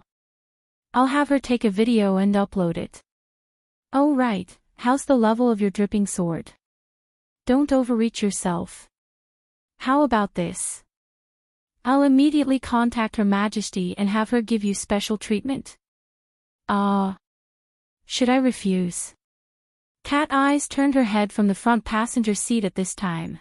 So it's you, watering pot guy. You have a head but no tail. You really do give our Xia City a lot of face. Ha! Mr. Luo is watering pot guy. Qi Nikuan was shocked to the side. Even God, who was driving the car, was paying attention. Only now did Luo Nan discover that the influence of this absurd hot topic on the internet was quite extraordinary. Is this important? People have come knocking on our door. You tell me if it's important or not. Let's put it this way. I'm a C-rank psychic ability user. Then you say that my ability is 0.1. Is it okay if I beat you up? Xia City's blowing pot guy is referring to Xia City's blowing pot guy. Don't you see that the people who are using this unit are all well-known figures of Xia City? Aside from President Ouyang and Her Majesty Empress Wu, who don't dare provoke them, everyone else has a price tag. There were tens of thousands of replies. Luo Nan couldn't flip through them all in a short amount of time. He only noticed that there really was such a reply after Cat Eye's reminder. It listed Old Man Yu, Mr. Bai, Gao Meng, Horn Demon, and other B-rank powerhouses of Xia City. There were also some C-rank backbone powers. All of them were arranged into a list, using the blowing pot guy standard one by one. Even fleshly bodies like giant arm and crag burst were inexplicably converted. They were grandly displayed on the list. For a time, his eyes were filled with words like 1 blowing pot guy, 2 blowing pots, 0 blowing pots, and so on. Afterwards, RE's expression became even more arrogant. I welcome watering pot guy to come and clear his name. At the very least, you should post a video like Teacher Gao. We can adjust the standard according to reality. If you really can do it, then I'll kneel. Of course, if Her Majesty Empress Wu personally comes, then I'll kneel and lick her. Otherwise, please come out and slap yourself in the face. Xia City has been bragging for all these years. My bladder is about to explode. It's nothing if I explode a little. Chapter 492. What do you think, boss? How does it feel to be the fuse? I feel like this nickname is much better than the watering command. Luo Nan found it inconceivable. It's such an obvious attack. Super doesn't care. Cat Eyes sneered. Isn't regional killing normal in this era of isolated cities? Headquarters has few people to do things, but there are many things to do. It's only logical that they can't manage it all. I understand. Luo Nan still remembered what Bamboo Pole had said during the supplementary lessons. Xia City had a clear atmosphere due to Ouyang Chen's existence over the past few years. There was also the establishment of the psychic wave network, and there were special resources in the outer wilderness area. Xia City was at the apex of the various branches. The number of registered and resident awakened and above characters had always exceeded 1,000 for many years, exceeding the average by nearly 50%. And the rise of Her Majesty Empress Wu catalyzed this advantage, causing Xia City's status to become more and more special. Faced with this situation, other cities, especially headquarters, had a popular saying: the Xia City branch had independent tendencies. They could separate from headquarters at any time, start their own furnace, and seize resources. Even if there's a regional conflict, why does it seem like REE has a grudge against me for killing his father? Things like public opinion have always listened to whoever has the loudest voice.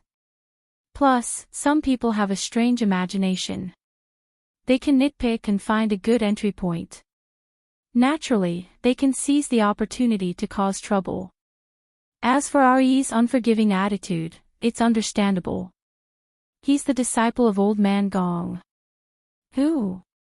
Gong Qi is the proud disciple of Deputy Secretary General Gong. He himself comes from a family of cultivators. It's said that before the age of distortion, his family was a famous family of spirit cultivators. They were proficient in black witchcraft. Right now, his father holds a position in several research funds of the society. He has a deep friendship with Gong Qi. Qi Nikuan had heard of this person before. Ree is the candidate for the head of the Mo family. 10 years ago, she killed a target with a curse from 1,000 miles away. She became famous in one fell swoop. She and Snake Tongue are known as the Dark Witch Duo. Luo Nan raised his eyebrows as he listened to the information, but he didn't say anything. He just leaned back and looked at the roof of the off-road vehicle, deep in thought. Cat Eyes twisted her body and stared at him with interest to see his reaction. Do you think that the water inside is very deep? Speaking of which, last time Gong Qi was in Xia City, he was given the cold shoulder. I heard that he went into seclusion after he returned and hasn't appeared in public since. The corner of Luo Nan's eye jumped. The information Cat Eye spoke of was actually the information he had requested her to gather a few days ago. Today was the day to sort out and summarize the information. Who would have thought that this person would take the opportunity to say it out loud? Qi Nikuan followed and said, Mr. Luo, Cat Eyes is right. Re's attack came out of the blue. Their choice of target and timing are all questionable. There's also the dripping sword. The people in the car had personally experienced the battle a week ago. They had more or less experienced Luo Nan's attainments in the dripping sword. No matter how good Luo Nan was, he definitely wouldn't be as bad as Re said. Someone's setting the tempo, right? That's right. That's why Mr. Gao appeared in the middle to correct the direction, but those people circled back. Cat Eyes and Chini Kuan continued their discussion. They both felt that Luo Nan shouldn't reveal himself so easily. But at the same time, Zhang Yingying incited him again and again.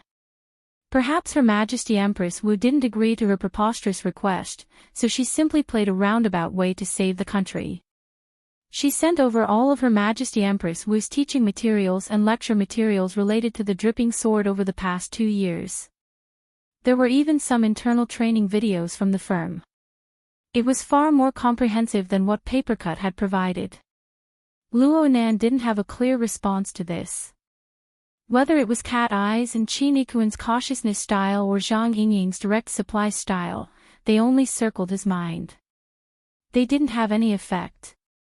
Luo Nan had his own thoughts and goals. Everything else had to serve his goals. No matter what sort of goal Re held, no matter what methods she used, Luo Nan wouldn't dance to her rhythm. Unless it would help Luo Nan accomplish his goals.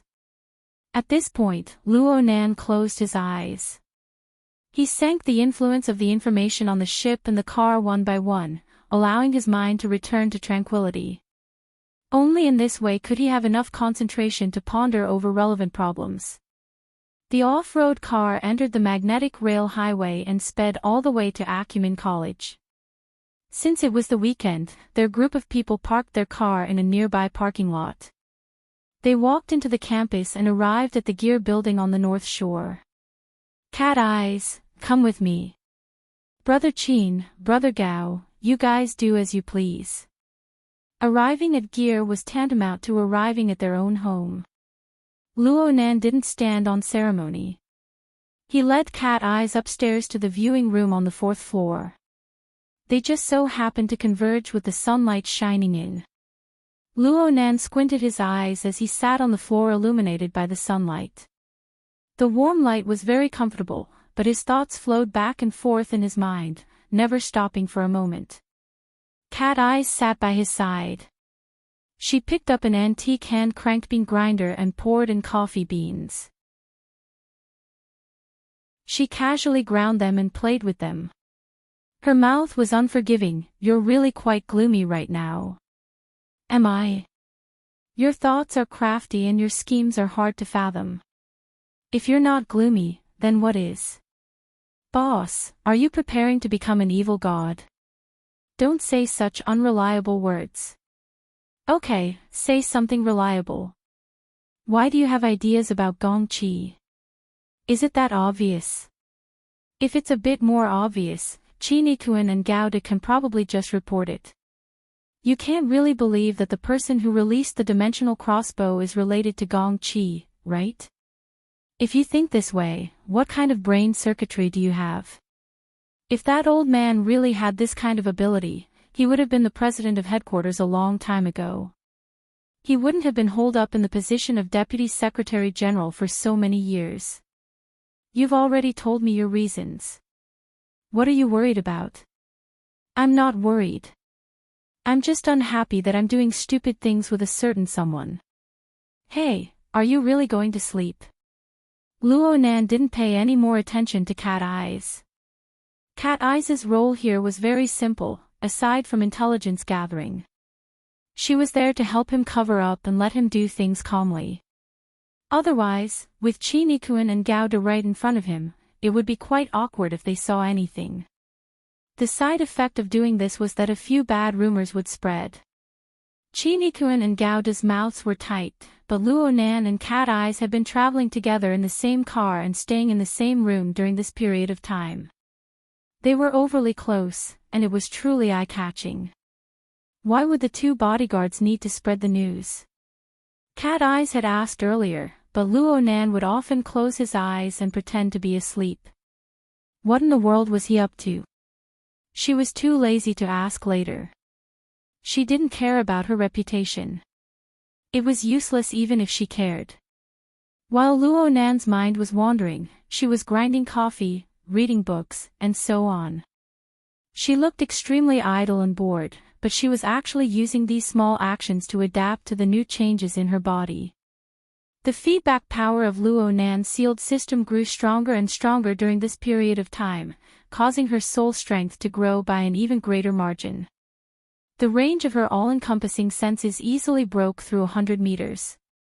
The effects of her long-range perception were even more profound. She needed to carefully recuperate. How Cat Eyes would deal with the rumors and slanders and recuperate her mental state was not a topic Luo Nan was concerned with. His consciousness entered the cloud world a mere second after he closed his eyes. Luo Nan's control over the cloud world was growing stronger and stronger. He just needed to shift his mind to the Wraith sign and he could use it as a springboard. He could see the vast area covered by the soul cloak in his eyes. This sort of simple observation was simple and safe. It could be done at any time and any place. But today, he specifically called Cat Eyes over to act as a cover. There was an extremely important node that required special attention. When Luo Nan's consciousness shifted over, there just so happened to be a mush-mouth ape. Its body collapsed amidst a mournful shriek. It converged into a mass of bloody light and was completely devoured by the Wraith sign. At first glance, this scene was simply a replay of the pitiful Yuan Yi from a week ago. But on a deeper level, the Wraith sign was already disdainful of the mush-mouth ape's abundant essence energy. What truly needed this essence energy was the blood soul temple that was established within the Wraith sign's body. At this very moment, lava flowed atop the rocky mountain of the blood soul temple. At first glance, the lava flowed along the mountain's terrain, meandering and diverging. But upon closer inspection, one would discover that the flow of lava did not flow according to the mountain's terrain at all. Instead, it was driven by some sort of power. The lava flowed against the will of the heart as it shuttled up and down. Looking at it for a long time, it was simply like the flow of the blood and energy of the human body. It endowed this ugly and majestic mountain with a bewitching vitality. However, today's focus was still on the very peak of the mountain. There was the final structure atop the mountain. It was an enormous altar that covered the entire peak. It was piled up and built within the bloody light. This represented the completion of the 2000th step of the Blood Soul Temple, the 5th stage of the Blood Soul Temple. This was not a simple matter. The remaining several hundred steps of the Blood Soul Temple were completely formed from the essence energy of the mush-mouth apes that ran amok in the cloud world. Counting the numbers, Luo Nan was able to observe that the Wraith sign had hunted at least 4 mush-mouth apes of various sizes this week. It must be known that these valiant demons possessed combat strength equivalent to a B-rank powerhouse. Even if they were lacking in intelligence, their bodies were enormous. They were proficient in flight, and their speed was astonishing. They could attack the mental and material planes at the same time.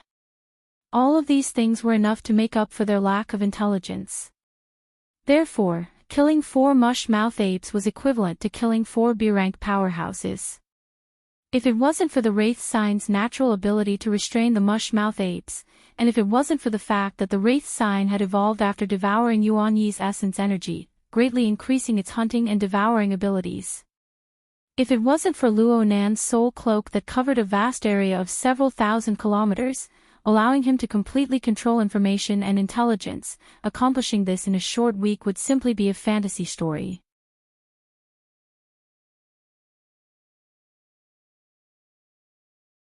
Chapter 493. In Luo Nan's eyes, the Wraith sign's body had already formed its own space and time. There was a boundary of primal chaos in the middle that accommodated the growth and transformation of the Blood Soul Temple. It was extremely mystical. However, the Blood Soul Temple's power clearly increased by a large margin after the altar took form. This power quickly manifested itself outside. The entire mountain released a boundless bloody light that bombarded the surrounding primal chaos. The Blood Soul Temple was undoubtedly fighting over territory with the Wraith sign, which bore it. However, the Wraith sign's control over the Blood Soul Temple did not decrease. Instead, it increased. The surrounding primal chaos remained majestically unmoved despite the 10,000 streaks of bloody light. It easily digested the countercharge of the Blood-Soul Temple. This kind of control. Luo Nan was a bit pleasantly surprised. The Wraith sign had indeed advanced a step earlier. The mush-mouth ape he had hunted before had more or less manifested the growth of his combat power. But in essence, he still had to look at the hierarchical structure of the order frame. Though the Wraith sign's origins were mysterious, it was hard for Luo Nan to distinguish who was stronger and who was weaker when compared to the similarly unfathomable Blood-Soul Temple. This was especially true after both of them advanced. It was even harder to judge. Luo Nan was finally able to confirm that the Wraith sign was indeed on the level of the order frame, firmly suppressing the Blood-Soul Temple by a head. Both sides had advanced, but the gap between the two had not shrunk. Instead, it had increased a step further. However, Luo Nan was unable to tell just how much more ability the Wraith sign had gained after its advancement. After all, Luo Nan was limited by the monotonous living environment of the cloud world, and he had not encountered any powerful enemies. Luo Nan was not crazy enough to go against Gong Qifang with the Wraith sign. Luo Nan's thoughts circled around a few times. The Blood-Soul Temple's 10,000 streaks of bloody light continued for a few rounds. In the end, it was to no avail. In the end, Luo Nan calmed down and used more of the energy obtained from the formation of the altar on his own body. According to the information revealed by the Blood Flame Order, the construction of the 2,000 steps of the Bloodfire path had been completed. The entire structure of the path had been constructed. The remaining 120 steps, the sixth stage, would be an internalized upgrade of the entire Blood-Soul Temple. Luo Nan could not tell if it was internalized or not, but he could see that the bloody light was absorbed by the internal structure of the Blood-Soul Temple. The internal structure of the Blood-Soul Temple was different. Of the 5 internal structures, the stone forest at the bottom was the place where impurities were gathered and converted.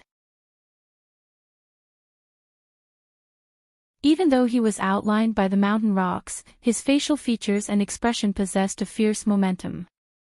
The bloody light lingered around the stone statue. It was a mixture of light and darkness. The light and shadow were unfathomable. Luo Nan's consciousness paused a bit before he dared to confirm Mo Luan. Mo Luan, a senior elder of the Blood Flame Order who had fought Tian Bang, the super burner who was closest to being extraordinary, with his mysterious and unpredictable soul body of black smoke. Mo Luan, who had died many days ago. Luo Nan's consciousness remained within the grotto. It shuttled in and out, unwilling to leave. The stone statues weren't living people, but at this moment, he could clearly feel a life force that was leaping and ready to move. This life force seeped out from the 2 stone statues. Of course, it was a bit different from a living person. Its order was much worse. It was more direct, more violent, and more destructive. This was most likely a mutation of the Blood-Soul Temple's power. However, the most marvelous thing was that the 2 stone statues both originated from the Blood-Soul Temple's power. There was a clear difference between the 2 statues. Not only did this grotto sculpt statues of Mo Luan and the mush-mouth ape, it also faithfully reflected the differences between the 2. From form to spirit, it touched upon various planes. It was truly inconceivable. Luo Nan's consciousness wandered about the grotto. It went back and forth, over and over again. The more he experienced the subtle differences, the more he felt that there were some extremely profound truths within. It was to the extent that his mind unconsciously transmitted other thoughts. Such a mystical sculpting of the stone statue. Such a detailed reproduction of the aura. It couldn't be that it was just for people to admire, right? As a sacrificial tool of an order, it should have some more practical functions. Unfortunately, the people of the Blood Flame Order had already fled to D City, which was over 10,000 kilometers away. The Wraith sign that bore the Blood-Soul Temple didn't possess any intelligence. Luo Nan couldn't find someone to ask, so he could only ponder blindly. His consciousness circled around the grotto again and again, probing layer by layer. Occasionally, he would use his telepathic thoughts to issue an order or something, but it was all to no avail. Could it be that he needed to chant an incantation or form a hand seal? If he needed the so-called secret technique of the blood flame order, then things would be awkward. Luo Nan circled a few times, but he was unable to grasp the gist of it. He could only suppress the doubts in his mind and shift his consciousness away from this place. Right now, the Blood Soul Temple was very focused on internalizing the power of the bloody light into its entire structure. However, there were no signs of the final 120 steps of the blood flame path. Actually, according to the Blood Flame Order's plan, the Blood Soul Temple, which had already completed 5 stages, should have seized the Wraith sign long ago and become a part of the sacrificial tool. Just like Ren Hong, who had already died a clean death. He probably didn't understand why the Blood Soul Temple wasn't able to devour the human-faced arachnid, losing their best opportunity.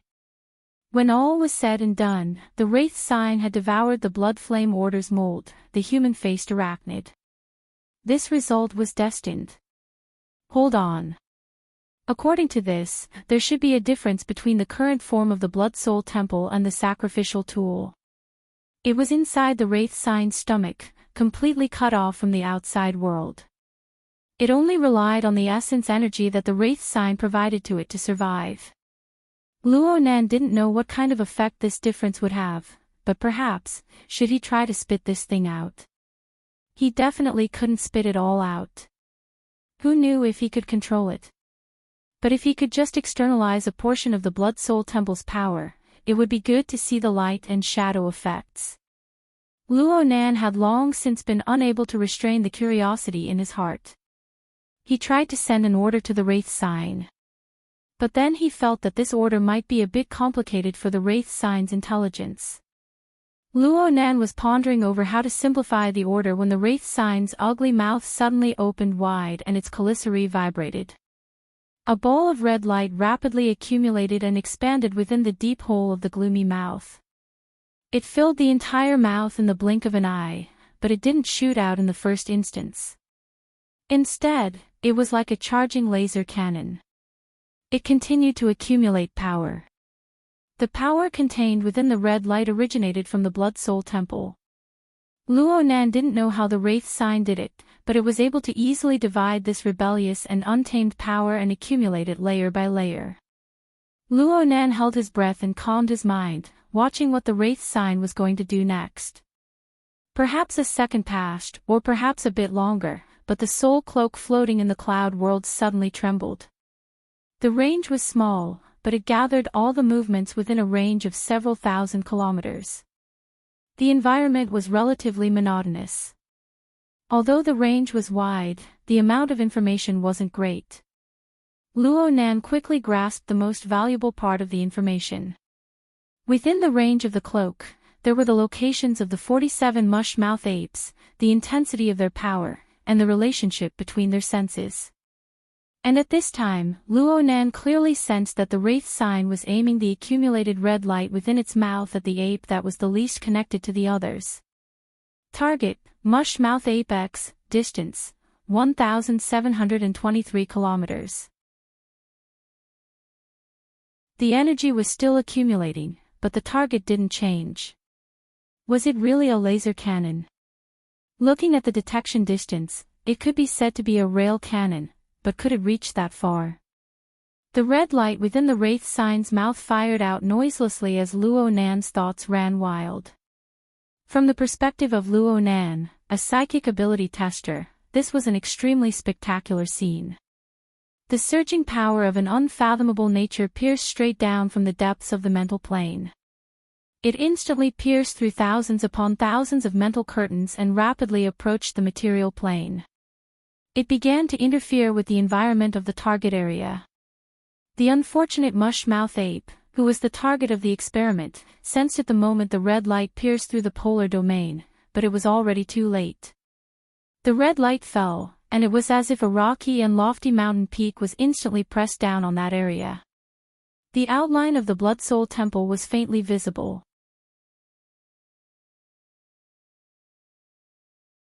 Chapter 494. It really was a railgun. But it wasn't just a railgun. This scene made Luo Nan think of the dimensional crossbow that had put him in a difficult situation. At first glance, the firing form was far too similar. However, according to the follow-up research materials, the dimensional crossbow used by the self-proclaimed Luo Yuan had a foundation similar to the space-time fault of the logic realm. Moreover, it had an extremely powerful interference force towards the real world and the logic realm's extraordinary domain. It seemed to have a special operating mechanism. Luo Nan's level of understanding was no longer sufficient when it came to this sort of deep theory. He didn't think any further. He continued to look at the situation in the area hit by the railgun. The red light contained an extremely powerful force. It dealt fatal damage to the target, the mush-mouth ape. But this destructive force was different from the destructive impact brought by the dimensional crossbow. Luo Nan gazed at the Blood Soul Temple rising into the sky amidst the red and bloody light. This was an interference scene that seemed both real and illusory. Ultimately, this was the sufficient interference of the order framework of the Blood Soul Temple towards the mush-mouth ape. Or it could be said that the terrifying force catalyzed the force transformation and deconstruction of the target. Oh, there was more to come. The scene of the Blood Soul Temple appeared for a total of 10 seconds before fading away. But the permeating red and bloody light grew more and more concentrated. It coiled and squirmed within the empty cloudy void. It was like red-hot molten steel turning and taking shape within an invisible mold. When the scene of the Blood Soul Temple faded away completely, what remained in that area was still the mush-mouth ape. Its figure seemed to have shrunk by 2 sizes. It was only around 3 meters tall. Its body was curled up into a ball. It looked to be in a daze. The wraith sign didn't know what embarrassment was. But for a moment, Luo Nan felt a similar emotion, but it soon dissipated. The interference scene wouldn't lie. The process of the mush-mouth ape's transformation and deconstruction was clearly left in Luo Nan's sensory memories. There was absolutely no falsehood. Then, Luo Nan calmed his mind a bit. He shifted his thoughts through the soul cloak and carefully observed the details of the target. Then he discovered that the aura of the mush-mouth ape he was paying attention to had a clear change from when he locked onto it earlier. The auras of the mush-mouth ape were different from each other. It was similar to the difference between humans. Most importantly, this aura had become extremely familiar. Even though its body was curled up, the target, the mush-mouth ape, was still surrounded by a powerful and violent life force. Instead, it was just a tool created by the wraith sign through the special interference method of the Blood Soul Temple. Luo Nan did his best to find a basis for this phenomenon. Perhaps it was just like how his deep-sea scene needed Yuan Yi as a pillar in order to construct a relatively stable space. The power of the Blood Soul Temple also needed such a foundation in order to be able to display its power. Well, let's not talk about the details of the energy conversion. Using the mush-mouth ape to exchange for the mush-mouth ape, even if it was an accelerated version, was quite a subtle transaction. But when he considered the relationship between friend and foe, and the effect of early destruction, he felt an indescribable feeling. Also, did this sort of forceful conversion have a chance of success? Luo Nan thought about the economic problem. He wanted to conduct a further experiment. This time, it was a mush-mouth ape for a mush-mouth ape. Perhaps he could make a slight change next time. Luo Nan's mind stirred as he pondered deeper. Someone's coming. The wraith sign in the clouds reacted almost at the same time as his thoughts. An incorporeal wave transmitted, and Yuan too received the order from below. He instantly transformed into a streak of bloody light and entered the wraith sign's gaping mouth. His form and shadow vanished. There was such an operation. Luo Nan watched as Yuan Tu transformed into a bloody light and returned to the third level of the cave, fusing together with the stone statue. The mush-mouth ape statue was affected by this, and its veins and lines gradually grew brighter. It gave off a feeling of flesh and blood being reborn. Luo Nan didn't observe in detail because a thunderclap rang out 1,700 kilometers away in the area where Yuan Tu had transformed and reconstructed. Gong Qi's figure appeared from the clouds, drawing all of Luo Nan's attention. Gong Qi's soul-body state was practically no different from a real person. He was even a bit younger than what was shown in the data. There was only a layer of green-gray light curling around him. It scattered like smoke, condensed like a wide robe, flickering indefinitely. Snake Tongue's figure wasn't by his side right now. Instead, Luo Nan's soul cloak fluttered faintly in the surroundings. The fine waves of the polar domain and the changes of order on the molecular and atomic planes were linked together in an extremely ingenious manner. The cloud world was truly the friendliest environment for the soul cloak, which operated with the condensation ring. Water vapor was abundant, and the mental plane and the material world were interwoven like a labyrinth. Even the slightest ripple would be drowned in the surging airflow of the high altitude. Luo Nan was at ease as he brazenly observed Gong Qi, but Gong Qi was completely unaware of this. This person carefully probed and searched within the clouds. Soon, he captured the remnant traces of Yuan Tu's flight path, and he chased after him.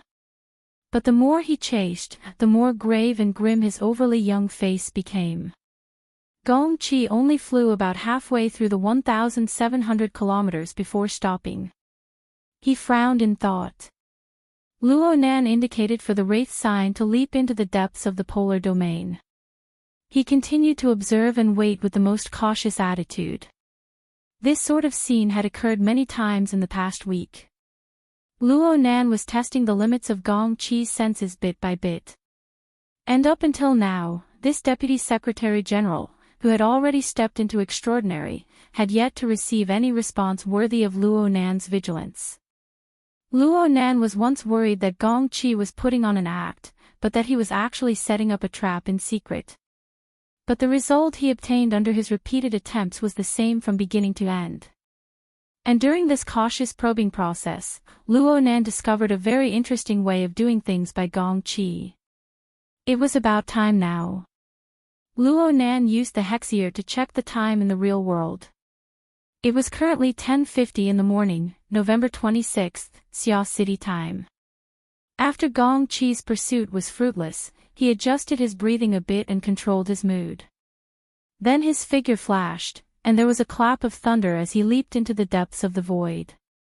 He appeared again half a minute later, and he was 1,200 kilometers away. Gong Qi's soul body traversed a great distance of 5,000 kilometers in a row after flashing 3 times in this manner. This sort of method was even more inconceivable than Yuan Tu's 30 times the speed of sound. But the area where Gong Qi finally appeared was still within the range of Luo Nan's soul cloak. Even though Luo Nan had intercepted the vast majority of the results of the closed system's large production line in a week's time, the soul cloak continued to expand endlessly within the friendly environment of the cloud world. 5,000 kilometers was no problem at all. Gong Qi never imagined that there would be someone who could firmly lock onto him and not leave him for even a moment under the continuous use of his soul teleportation ability.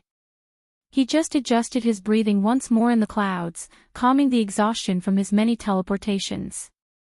This continued for approximately 6 or 7 minutes before his figure flashed once more. He still used teleportation, but he only shifted about 400 kilometers. The margin of error was extremely small at this distance.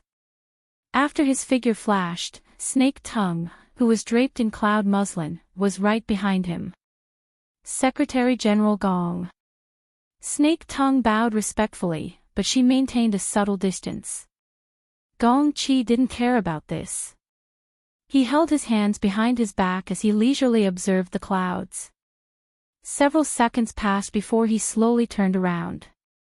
He smiled and said, "I'm not late, right?" The Secretary General has always been punctual. It's fortunate that the society didn't have any arrangements for me during this time. I just rely on my time to get off work. Oh, right now in Chan City. It's 5 in the afternoon. Really? Snake Tongue's face was hidden behind the cloud muslin. Her face couldn't be seen too clearly, but her sigh was soft and sweet-sounding. She didn't continue this topic. Instead, she changed the subject. Secretary General, how are we going to search today? We're going to follow the same path as yesterday. How much of the trajectory determination of those 10 blood apes have been completed? The blood ape Gong Chi spoke of was the same as the mush-mouth ape that Luo Nan spoke of. It was just that the name was different.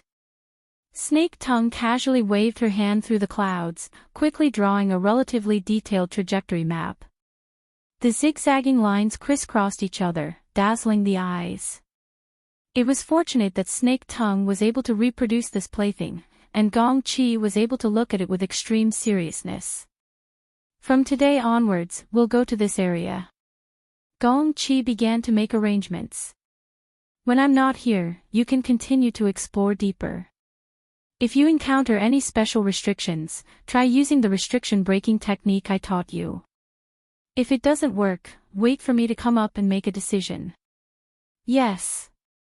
Snake Tongue responded respectfully as before, and the two leaped into the depths of the clouds.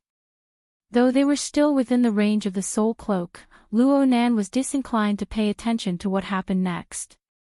Ever since he received Cat Eye's precise intelligence, he had only made one thing clear from his observations today. Gong Chi was lying. Though Luo Nan didn't stare at the cloud world day and night, he could use the convenience of the Wraith sign to constantly pay attention to the situation here. Gong Chi would appear within the range of the soul cloak every time he paid attention to the cloud world for the past 2 days. Though Gong Chi frequently leaped into the depths within a range of several thousand kilometers, and he often separated from Snake Tongue, Luo Nan had never. Yes. He had never seen Gong Chi leave the cloud world. According to Cat Eye's intelligence, Gong Chi had been in closed-door training ever since he returned to headquarters. How could he go to work on time? There was no doubt that Gong Chi was lying to Snake Tongue. Why? Luo Nan had a corresponding guess in his mind long ago, but he wasn't in a hurry to come to a conclusion. He knew that rashly coming to a conclusion about an extraordinary was often the beginning of death, even though Luo Nan had been madly sprinting along the path of death. Let's observe for a while more. Let's observe for a while more. Luo Nan needed an even more ideal opportunity, an opportunity that could consign Gong Chi to eternal damnation.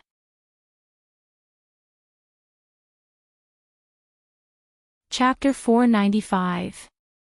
Just a few days into December, a wave of cold air arrived unexpectedly. The temperature was 20 degrees below zero, and the harsh weather of snow turned Xia City into a city of ice and snow. The northern wind whistled outside the window, but it was as warm as spring within a certain library of Acumen College. The lighting was dim within the specially opened workshop. A projection structure was spread out layer by layer on top of an enormous ring-shaped workstation. It painted the cheeks of the surrounding young men and women with a layer of color. It appeared grotesque and motley. The workstation was indeed very large, but there were 30 to 50 people gathered together. They were divided into inner and outer layers. The inner layer was close to the workstation, so their statuses were naturally a bit higher. They were currently engaged in an intense discussion, forming a buzzing sound. As for the outer layer, some people were standing on their tiptoes to stare. There were also some people who didn't care and simply chatted with each other. Of course, there was another type of person who was incompatible with the current environment. Luo Nan was one of them. He leaned against the corner of the wall and opened up the flexible e-ink screen. He casually drew on it with his hand. There was practically no sense of existence, and very few people paid attention to what he was doing. Luo Nan was happy to see this. He only recognized 2 or 3 people in this room. Shuelei, who was the closest to him, was outside the workstation. He relied on his tall and sturdy body to look down at the bustling scene. This powerful friend of his, who could easily kill a lion and a tiger, was breathing softly and softly. His heartbeat had dropped to below 20 beats per minute. However, the powerful blood energy surged and expanded within his blood vessels, muscles, and fascia. It formed a slight vibration that approached the infrasonic zone. It spread out on a level that ordinary people were unable to perceive. This heavy and condensed rhythm could be described in terms of timbre. It could be said to be the resonant ringing of bells and drums. It could be said to outshine others in this room full of club members. This was a difference in the level of life. And on a level closer to reality, the sounds of words, low laughter, and breathing were disorderly and chaotic. The peaks and valleys of the sound waves collided and converged, creating a complex distortion. If one were to factor in semantics, it would undoubtedly paint a scene without any sense of beauty. Luo Nan, who was the recorder, couldn't help but shake his head. His hands never stopped, sketching lines and structures that grew more and more complex. Seeing that the newly created page was already out of shape, an even more directional sound wave entered Luo Nan's ear, Brother Nan. The word brother was said a bit vaguely. It was like a mixture of ha and da. It was the transition from Nanster to Brother Nan. In a situation where his age and age were higher, it was a bit hard for a young man like Tian Chi to take the initiative to change the way he addressed Luo Nan. But this was Tian Chi's decision. Tian Chi. His name was the same as Gong Chi's, but he was just a youth in heat who wished to use the mysticism arts to pick up girls. Even if he had all sorts of problems, he was still much cuter than the Deputy Secretary General. At this time, he moved close to Luo Nan's ear and whispered a reminder, Brother Nan, the performance of the group activities will all be recorded into the points, that's right. Luo Nan's current location was the collective activity location of the Mystic Arts Research Society's Arcana Deconstruction Group. The time had yet of the club. The club members of the club. And before. The club building as and the building. The Club of the Mystic. And. The Mystic Arts Research Club's original location had yet to be rented. It would take a certain amount of time to relocate and purchase all sorts of equipment. The club's relocation had yet to begin. But as a member of the Order Club, he and Shuelei merged into the Mystic Arts Research Club according to the school's principle of not one member missing. They began a brand new club career. Today was the second time Luo Nan and Shuelei joined the club. For the first time, the relevant person in charge gave them a few introductions. This time, they did what they needed to do. Luo Nan wasn't very sociable, but the former president, Lady Du Yong, broke the door and left. The new president, Blood Peony, Tang Yi, patted her butt and followed her teacher to the wilderness to do research. The club was like a group of dragons without a leader for a short period of time. Everyone had their own plans. Perhaps this was the most important factor. Luo Nan had heard a certain sissy wail many times, if you want to be a hands-off boss, then why did you steal my position in the first place? In any case, Luo Nan needed some time to adapt to this new environment. Tian Chi's flattery saved him quite a bit of effort. It was thanks to Tian Chi's recommendation that Luo Nan and Shuelei weren't completely isolated from the start. At the very least, they had a few nodding acquaintances. Because of this, and because of Tian Chi, Luo Nan treated Tian Chi rather warmly. He didn't mind chatting a bit more with him. The group's topic is the restoration of the Eleusis apparatus. I'm actually quite interested in these things, but I don't know anything about them. I need to gather information. Luo Nan's willingness to respond made Tian Chi breathe a sigh of relief. He hurriedly sat to the side and did his best to mock himself, who knows anything about them. This is an antique from the 19th century BC. It's the legendary ancient Greek era. Its core stage is already a secret among secrets. It's already the 22nd century. Over 4,000 years have passed.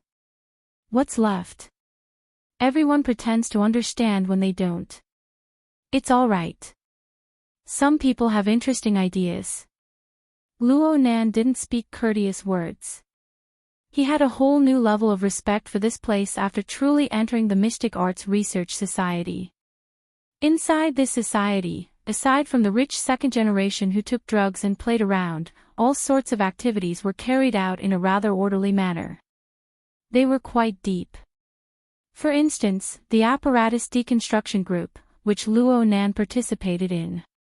They carried out research targeting the secret rituals of the myths and legends of the ancient civilization. They attempted to use the more modern concepts of mystic arts to deconstruct them. Things like the descent of gods and blessings sounded quite absurd. But if these concepts were put in a different way and said to be the mutual interference of the mental and the material, the interference of mental power, wouldn't it be linked to supernatural powers in an instant?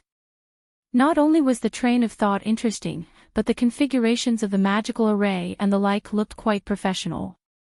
Luo Nan really couldn't find any problems with it, given his second-hand attainments in the mystic arts.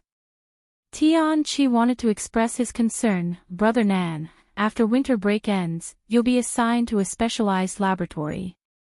The credit grading is very important. Luo Nan smiled. I've already participated in the initial construction of the Star of David structure in today's homework. 2 of my suggestions have been adopted. I've finished half a credit for this semester. Even though he found a friend of the society to cheat, oh, that's right.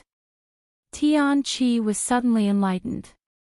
He never thought that Luo Nan would cheat. From his perspective, the former president, Du Yong, had anxiously hoped that Luo Nan would dispel his doubts back at Aurora Cloud City, given his attainments in the mystic arts. One could well imagine Luo Nan's level in this field. He was just about to say a few words of flattery when he heard Luo Nan say, "You should go to Gear after winter break. Other people don't have a say in whether or not there's a specialized laboratory there." Tian Chi instinctively shrunk his neck back. It must be said that Tian Chi's first impression of Luo Nan was quite average. But as his familiarity with Luo Nan deepened, especially when he went to Aurora Cloud City that day, his psychological position was completely subverted. He had been a bystander the entire time that day, but he had seen Luo Nan's powerful circle of friends and Luo Nan's core position in his circle of friends. There was no need to talk about the matter with Du Yong. The top silk pants Xie Junping and Hu Huaying were simply lackeys in front of Luo Nan. There was also his older cousin Tian Si, who he had always viewed as his greatest support in the school.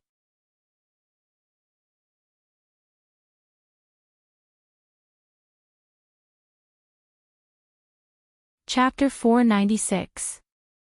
Luo Nan was an expert in mental senses. The integration and reconstruction of the external information structure was nothing to him. He was actually more concerned about the situation within his body. Right now, his 2 kidneys were trembling and heating up. Then his heart, liver, spleen, and lungs responded. Energy interweaved like a net and densely covered his entire body. It was clear that his 9 orifices and 6 roots internal cultivation technique had reached a critical juncture. Luo Nan took 2 deep breaths and adapted to his current state. He then sent a signal to Shuai Lei. Shuai Lei heard the signal and hurriedly retreated from the crowd. Luo Nan put away his digital pen and swept his eyes over the messy drawing page. He saved and exited. He frowned as soon as he exited to the starting interface. A woman's voice came through a second later. "You must be Junior Nan.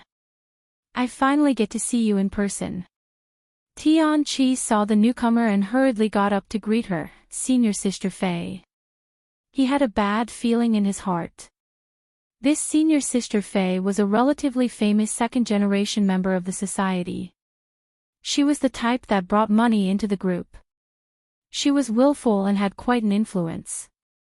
Most importantly, Huang Bingjin, the society officer who had a conflict with Luo Nan and was still being treated in the hospital, belonged to her branch. Strictly speaking, there was an old grudge between the two. Some time ago, there were quite a few voices in the society that wanted to teach Luo Nan a lesson. Could it be that they were here? Tian Chi was worried about how to remind Luo Nan, but he had to do an introduction first. Brother Nan, this is senior sister Fei Jin. She's the general manager of the society's public relations department. He intentionally emphasized the word general manager in hopes of attracting Luo Nan's attention. Unfortunately, his careful plan was completely wasted. How could Luo Nan remember the name and position of a random soldier who had a grudge against him a month or two ago? Even if he knew, he wouldn't care. Under the dim lighting of the workshop, only a faint outline of Fei Jin's appearance could be seen. She could be considered beautiful and upright. Luo Nan had no interest in delving into the minute details. He just nodded and continued to pack up. Fei Jin walked forward with a giggle and let out a rather exaggerated sigh. Wow, Junior Nan, I've heard of your name for a long time. I saw your video too. You're really super handsome. Junior, are you practicing martial arts? Is there really such a thing as internal strength? Can you teach me? Under Tian Chi's dumbfounded expression, Fei Jin's attitude was simply the attitude of a fan facing a celebrity. She put her palms together and bowed slightly, giving off the feeling of a young lady. Tian Chi had never seen Fei Jin like this before. He was a little confused and asked subconsciously, video? The one that's very popular on the campus forum. Fei Jin really didn't regard Luo Nan as an outsider. She directly sat on the other side of Luo Nan and leaned her body over. She naturally pressed half of her ample body against Luo Nan's elbow. Her hand slid across the flexible e-ink screen to carry out operations. Only then did he say hello. I've left a message on it. You'll know when you open it. Wow, there are so few apps on it. What's this? You haven't finished downloading. Fei Jin was a little curious. She tapped on the gray icon on the top half of the screen with her black painted fingernail. Naturally, there was no response. Luo Nan's eyes narrowed. He extended his hand and pushed Fei Jin's fingers away. There's no need to look anymore. I know what's going on. The cause of the matter was the day of the Municipal Plaza incident. Luo Nan lived in Ocean Sky Cloud City. He woke up early and went to school to jog and exercise. He exhaled like an arrow and the hot air he exhaled shot far away. The visual effect was top-notch. It was unknown which busybody took a picture of it at the time and posted it on the school forum. It stirred up quite a bit of popularity. Tian Chi, this fellow, lost his mind when he met a woman. He forgot that he was the one who brought up this video during the last club activity. He bragged in his small circle that Luo Nan and Xue Lei were Qigong experts in Eastern mysticism. Luo Nan closed his notebook and stood up. Tian Chi guessed that Luo Nan was unhappy. It was as if his butt was pricked by needles. He jumped up in an instant. On the other side, Fei Jin got up quite quickly. She didn't seem to mind Luo Nan's cold and hard actions at all. She even hooked onto the crook of Luo Nan's arm. She looked quite clingy. Junior, let's add each other as friends. Let's keep in touch in the future. Xue Lei had already walked up to them at this time. He sized up the situation with curiosity. Luo Nan glanced at his elbow and saw Fei Jin's fingers pressed against it. She gently and slowly circled it. It was as if she was doing some small movements inadvertently. He didn't deliberately shake her off. He just said, I've gotten to know senior sister today. If we meet again in the future, I'll take this factor into consideration. Fei Jin was a bit startled. She raised her head and met Luo Nan's cold and clear gaze. Her heart stirred and her fingers froze. She didn't continue her small movements.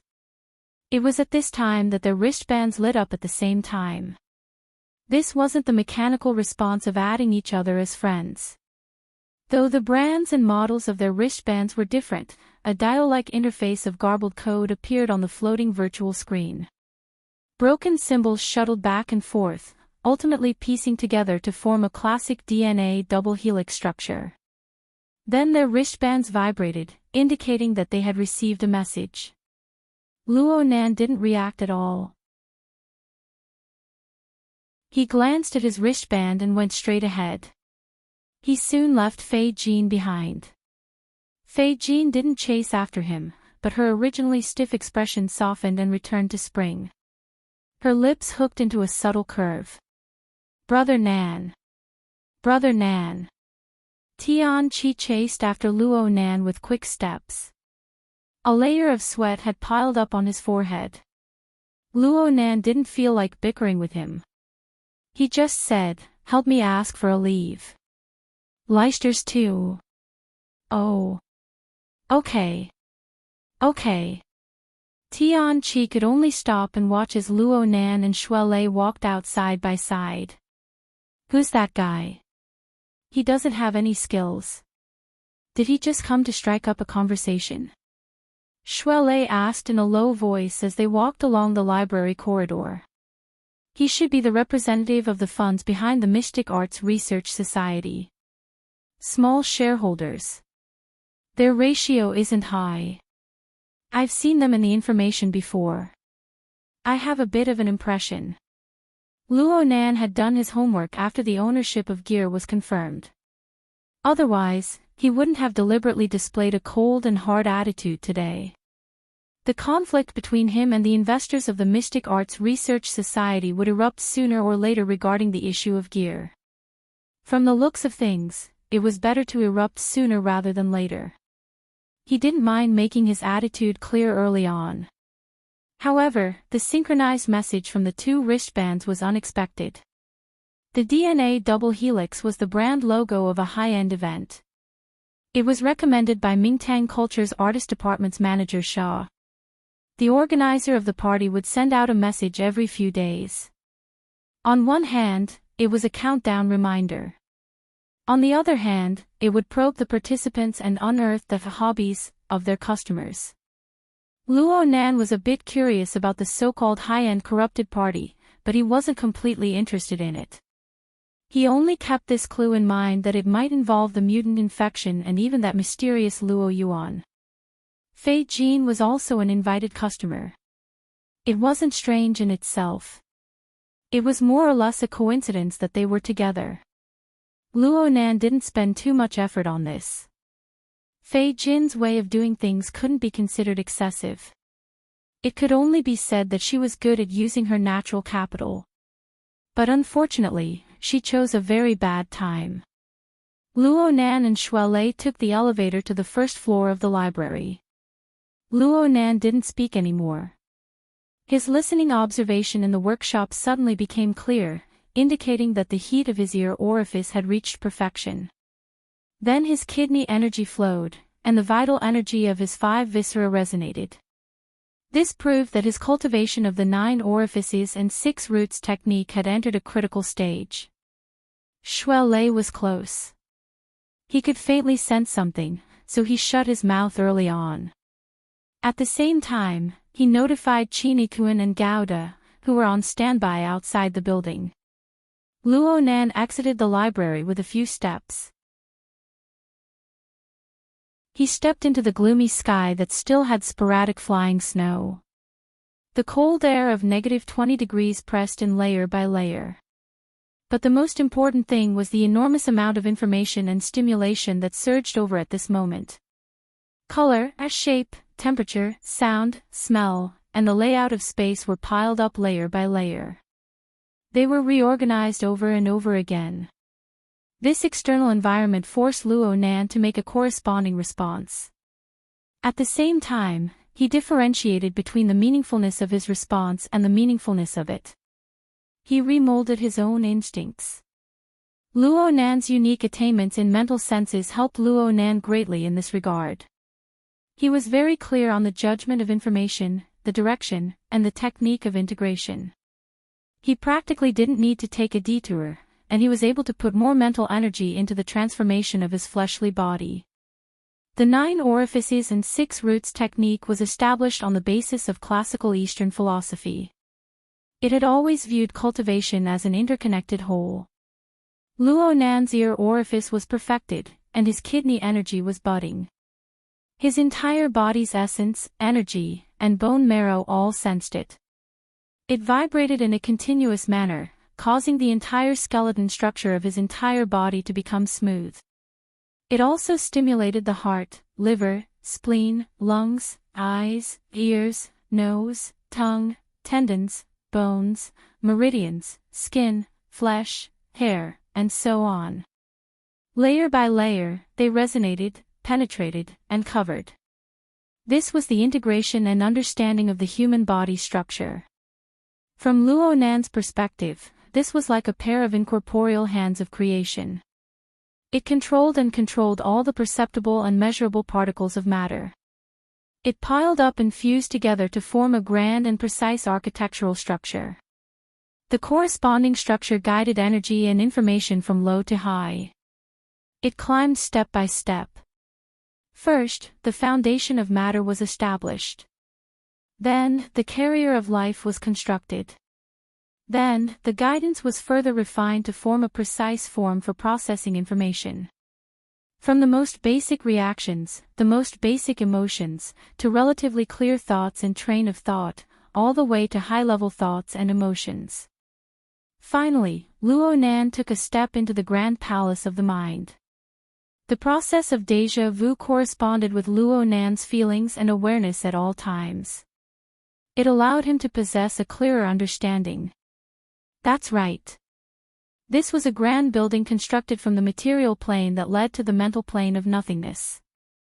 It was rooted in the fleshly body, yet it transcended above it. It was the Tower of Babel that connected the mental and the material. It was Mount Bujo that connected the limits of man and heaven.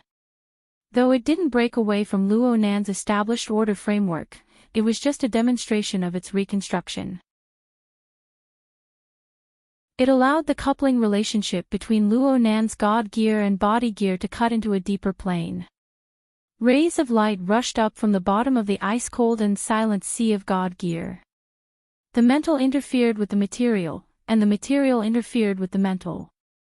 From the perspective of classical philosophy, yin and yang rubbed against each other.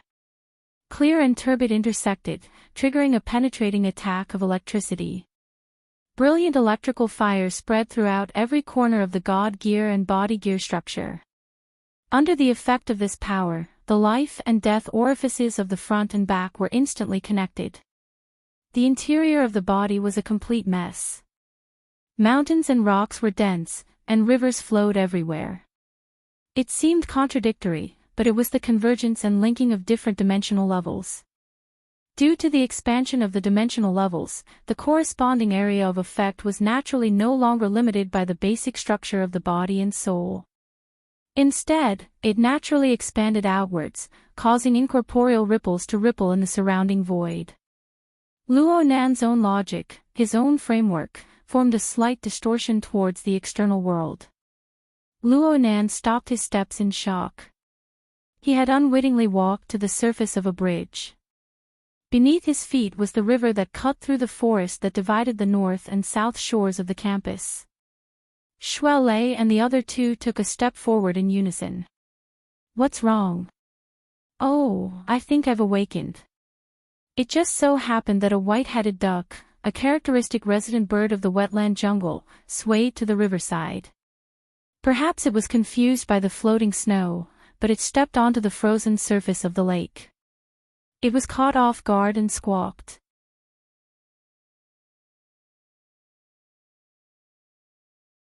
Chapter 497. Sprinkle flowers to congratulate a certain weakling for finally getting rid of his substitute hat and officially entering the 70,000-strong group. When are you going to hold a feast? Everyone will congratulate you. I will catch a fish as a gift, a congratulatory message from the bottom of the sea. Looking at this momentum, the rating companies of the inner world are going to explode. The military intelligence department will probably use your face as a target to throw darts at. Do you want me to take a few stacks of paper talismans from Old Gao?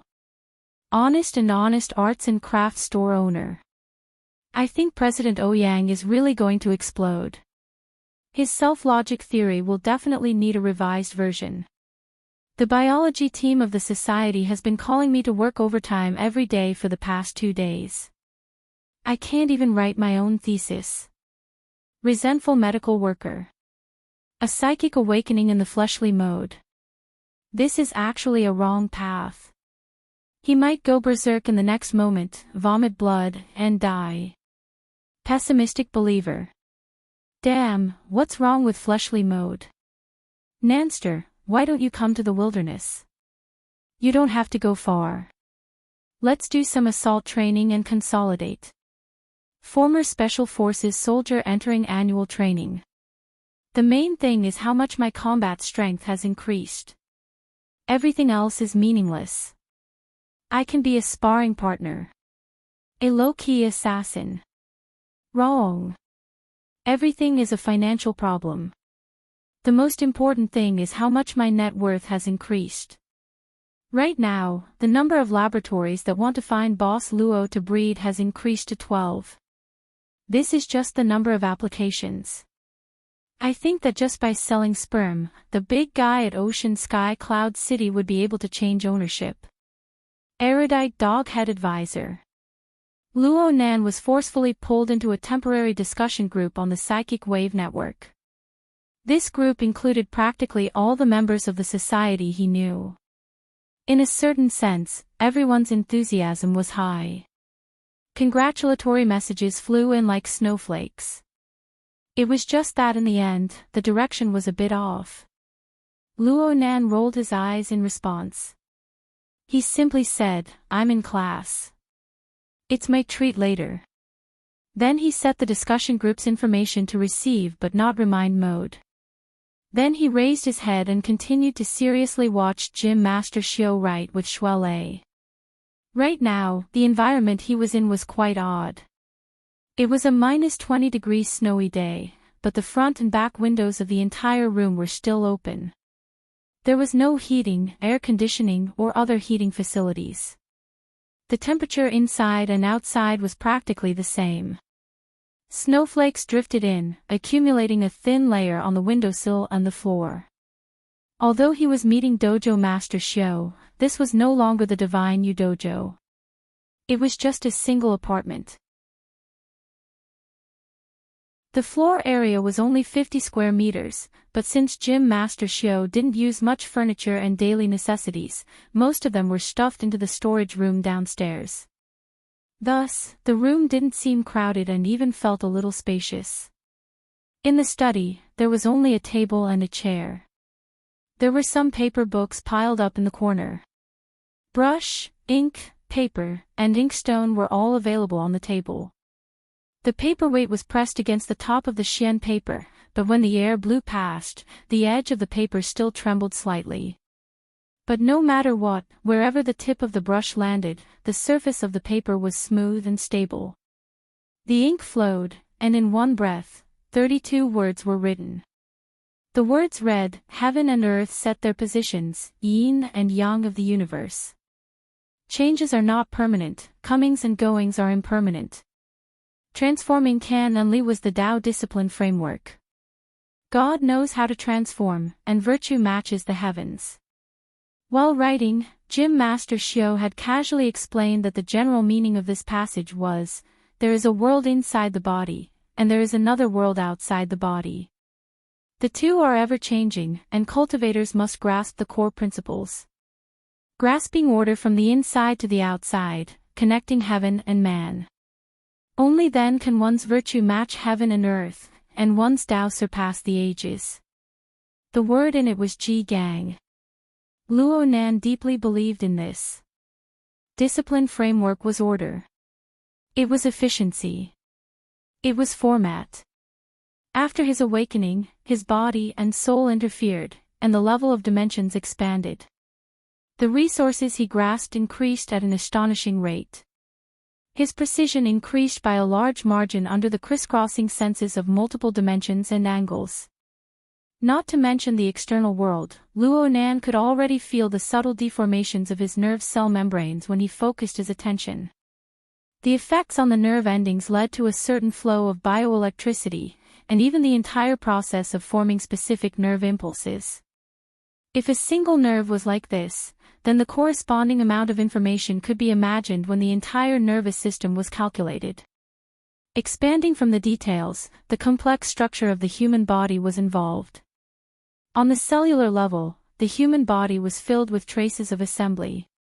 On the microscopic level, every cell was relatively independent, yet they were exquisitely assembled together. They endlessly produced the basic source substance needed for life, as well as the energy to sustain life.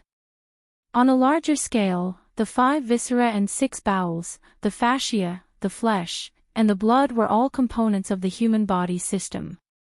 They supplied energy, conducted energy, performed work, and realized various functions of the human body. If one wanted to completely control every detail of such a complex and precise system, the human brain would have to be replaced with a supercomputer. Shui Lei raised his eyebrows at Luo Nan. His expression was nervous and fretful. Luo Nan knew what was going on. As the winter solstice approached, the arranged battle between the Thunder Falcon Martial School's Duan Hong and Gym Master Xiao was imminent. Let's not talk about Duan Hong's strength. Let's not talk about Duan Hong's collusion with the military. Gym Master Xiao had to move, sit idly, practice calligraphy. Nothing else had been prepared. There was only half a month left until December 22nd. Shui Lei grew more and more impatient the closer the time came. Luo Nan didn't understand Gym Master Xiao's plans at all, but he had a bad feeling. In the past, he couldn't see through Gym Master Xiao, so he didn't dare to forcefully probe him. After his awakening, Shui Lei instigated him to take advantage of the demonstration to roughly probe Gym Master Xiao. Gym Master Xiao's situation was terrible. The state of Gym Master Xiao's body was a complete mess. It was as if there was an atomic furnace that had gone out of control within his body. It constantly emitted catastrophic pulses, destroying everything in its surroundings. But before the pulses truly spread out of his body, they would magically dissolve one by one, not revealing themselves. If there was anything, it would just be an excessively high body temperature. Therefore, the windows of this apartment were still open during the frigid winter. Gym Master Xiao's exceedingly powerful foundation was manifested by such a method of dispelling. But the damage had already been done. The operating mechanism of his internal organs had been severely damaged, and it even touched upon the more fundamental genetic plane. It was something that Luo Nan could no longer understand. Was Gym Master Xiao strong? He was definitely strong. Even now, he still contained a terrifying power. But could he fight? Luo Nan didn't dare to think about it. From his perspective, Gym Master Xiao's internal organs might disintegrate and his body would be engulfed by internal fire if he made a slightly excessive move in his current terrible state. How did things reach this stage? Since things had reached this stage, Gym Master Xiao shouldn't accept the arranged battle. Luo Nan had already discussed this with Shui Lei. They had to dispel Gym Master Shui's thoughts of accepting the challenge no matter what. They could change the format. It could be a disciple fight, a group fight, or even a gym challenge. In any case, either Gym Master Xiao wouldn't accept the challenge, or the Gym Master would have to do the hard work. It didn't matter if Gym Master Xiao won or lost. The two exchanged glances a few times. They wanted to take the opportunity to discuss this topic, but they never expected that Gym Master Xiao would, coincidentally, stop at the beginning. He still spoke to Luo Nan. You said before that your grandfather left behind the 16 words formula. It's intricate and concise, and it's also a method of breathing and expelling.